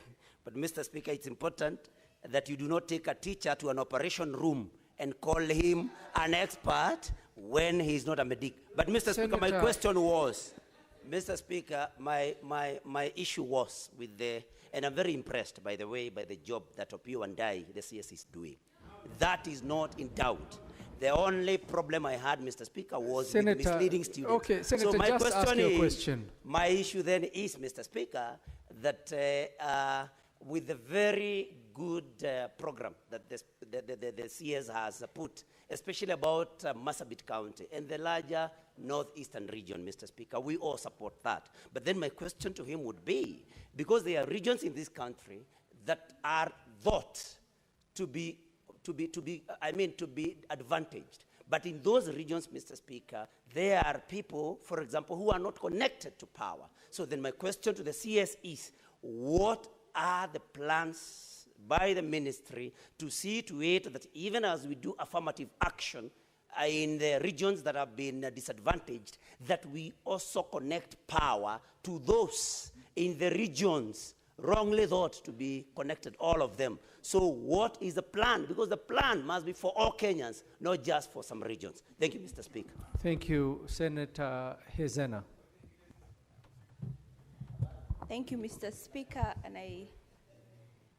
I know that I appreciate Waziri for the good job that he's doing, and as far as you know that I like that you have really focused on the north, but particularly just one county and forgetting that the north has almost 10 counties.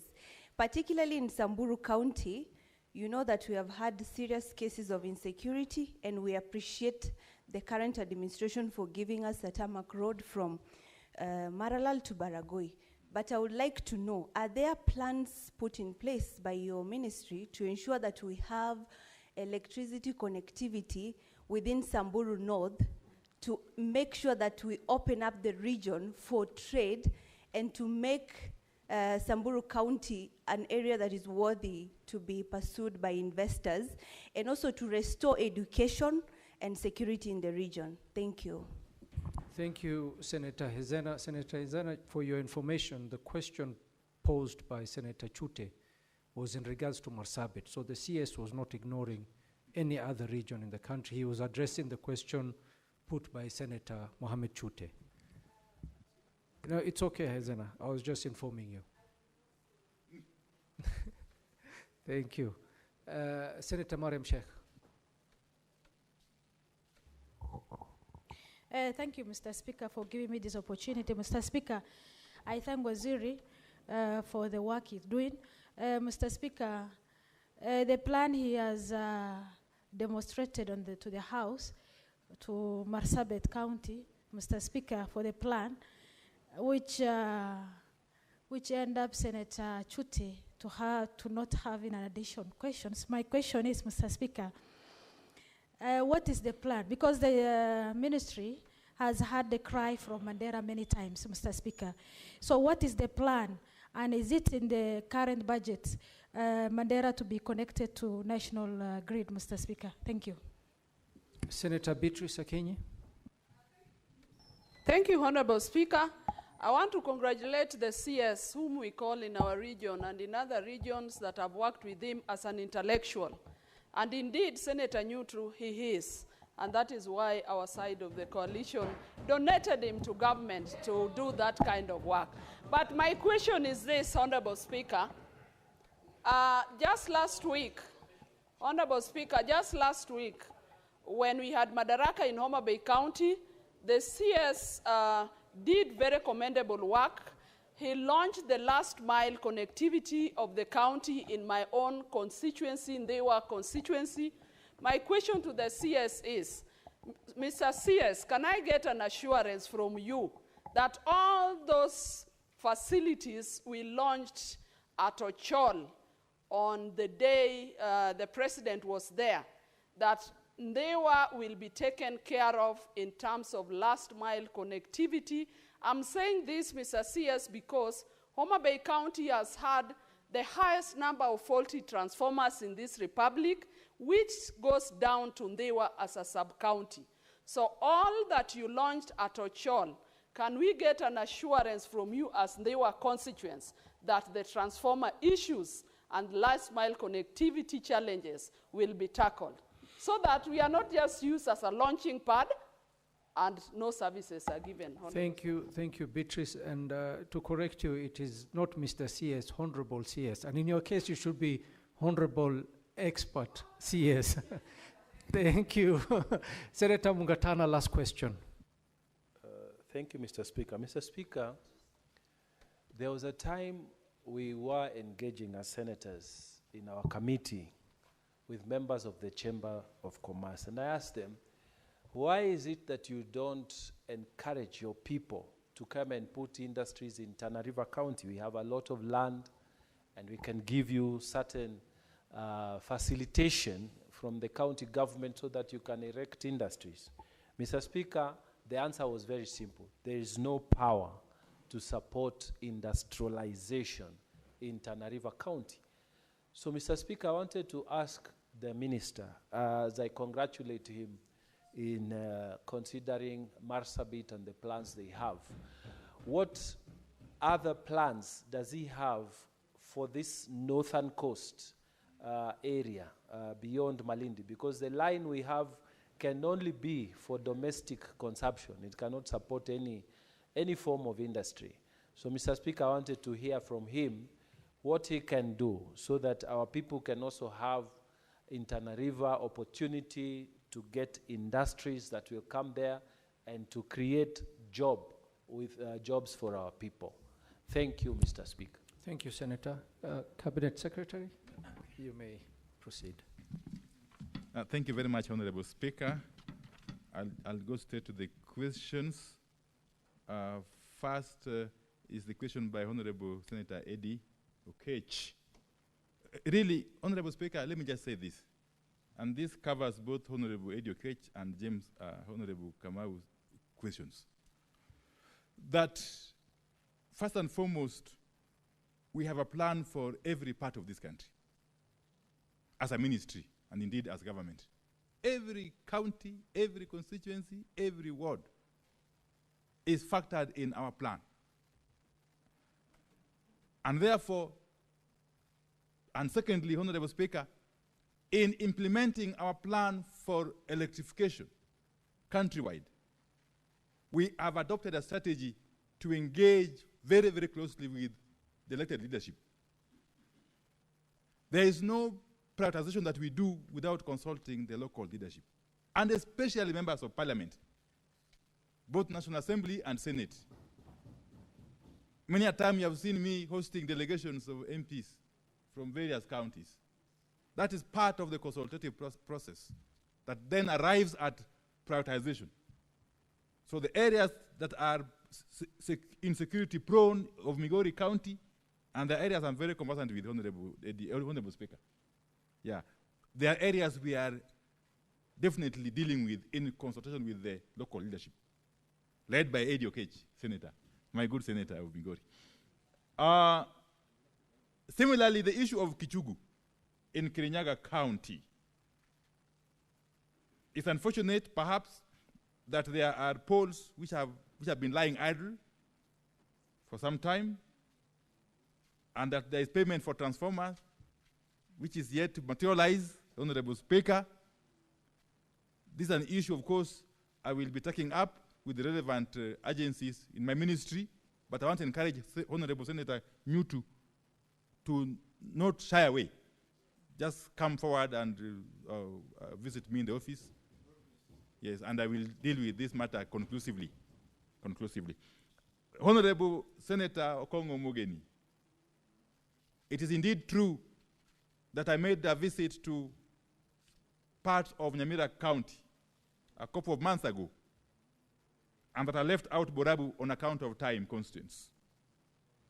I have got plans to not only go back to Borabu constituency in Nyamira County, but indeed to go to Kisii County, the neighboring Kisii County as well, and cover all the constituencies in the fullness of time, as a way of acquainting myself with the situation on the ground, but also dealing with the issues that arise therefrom.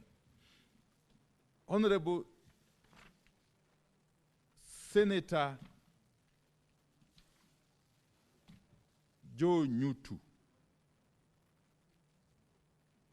Indeed, I've answered that in my first, response, that all parts of this country are taken care of.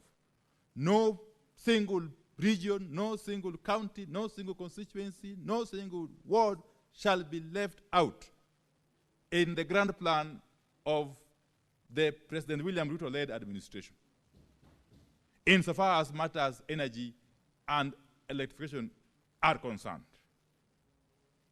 Even though we are aware that there are a number of areas which have been left behind for a long time, as we apply affirmative action to those areas, we shall not ignore those other areas that are perceived to be advantaged. We shall apply equity, in short. Equity. And every part of the country shall feel involved. The Honorable Senator Hezena, as I mentioned in my opening statement, Marsabit is just part of the wider northern Kenya region and parts of upper coastal region. that have been disadvantaged for a long time. If you may recall, Honorable Speaker, not very many months ago, His Excellency the President did preside over the contract signing for the COSA project, a project that is going to take up to about 12 billion Kenya shillings, funded by the World Bank. And Samburu County is benefiting from that project. In addition to other plans that we have for not only Samburu County, but all other counties in that region, and indeed the rest of the country. Cabinet Secretary. And in that plan for Samburu County, it's not just Samburu North. Samburu North is involved, it's included, Samburu South, Samburu West and East, Samburu West and East. Cabinet Secretary, I'll just interrupt you briefly. Honorable Senators, we shall extend the sitting of the House for a further 15, not more than 15 minutes, so that the CS can conclude answering the questions. Thank you. Thank you, Honorable Speaker. I was saying that when it comes to Samburu County, we are not only just talking about Samburu North, we are also talking about Samburu East and Samburu West constituencies. The Honorable Senator Mariam, similarly, Mandera County is in our plan. And we have had very, very many engagements with leaders of Mandera County. We have had challenges, of course, in towns such as Elwak and many other places, yes, on account of outages of power arising from malfunctioning of our gadgets, our generators. We have got a long-term plan to eventually incorporate Mandera County into the national grid. I must have mentioned earlier, Honorable Speaker, that for Marsabit, for instance, parts of Moyale town are served from Ethiopia. Actually, we serve Moyale town entirely from Ethiopia. And there's no harm doing that. There's nothing wrong with that. Because we're actually encouraging what we are calling East African power pooling. That power can be able to flow across the boundaries. That those who need it can import it, those who have excess can export it, and so on and so forth, to make it affordable and cost-effective. There are discussions at an advanced stage between ourselves and the government of Ethiopia to see how far we can extend their power to other parts of that corridor, apart from Moyale. Not forgetting, of course, the fact that we also import that power to Suswa, about 200 megawatts. Okay. Honorable Beatrice Ogola. You know, what we launched, what indeed the President flagged in Kologi, the Kanyamua place, is it Kanyamua there? In Kologi area of Ndiva constituency, was the last mile connectivity project for the entire Homa Bay County. A project which is funded by European Union, EIB, and so on and so forth. And that project is covering almost the entire country, apart from those other counties that are famously referred to as off-grid, which, as I've said, are being dealt with through mini-grid solutions. So that 2.1 billion project for Homa Bay County is not going to stall because there's adequate funding for it, and we have committed to have it completed by November this year. And Ndewa is definitely part of Homa Bay County, and Ndewa will definitely benefit. And that's the place where we did the launch, Honorable Speaker. Honorable Speaker, I want to go to the last question, really, by the Honorable Mungatana, and I'm very happy that Tana River County is now receiving the necessary attention. And my good friend, the Honorable Senator Mungatana, has been at the forefront, really, of championing for the cause of Tana River County and indeed the rest of that region. Those efforts are now yielding fruits, Honorable Mungatana. And I'm sure you are aware, Honorable Speaker, that if I leave out the issue of the transmission projects that we are doing, Tana River County is going to benefit from about 240 million shillings worth of mini-grids under the COSAP program. Some 4 mini-grids will have to be done in Tana River County. And the money is there, they will be completed, it will go a long way towards addressing access to power by the people of Tana River County. as we embark on other projects, Honorable Speaker. Honorable Speaker, allow me to end there, and thank you very much for listening to me. Thank you very much, Cabinet Secretary. And thank you for appearing to answer questions. At this juncture, we are going to end our session, but I would just like to wish you all the best in your heavy duties in connecting this country to electricity. And we pray for you, Cabinet Secretary.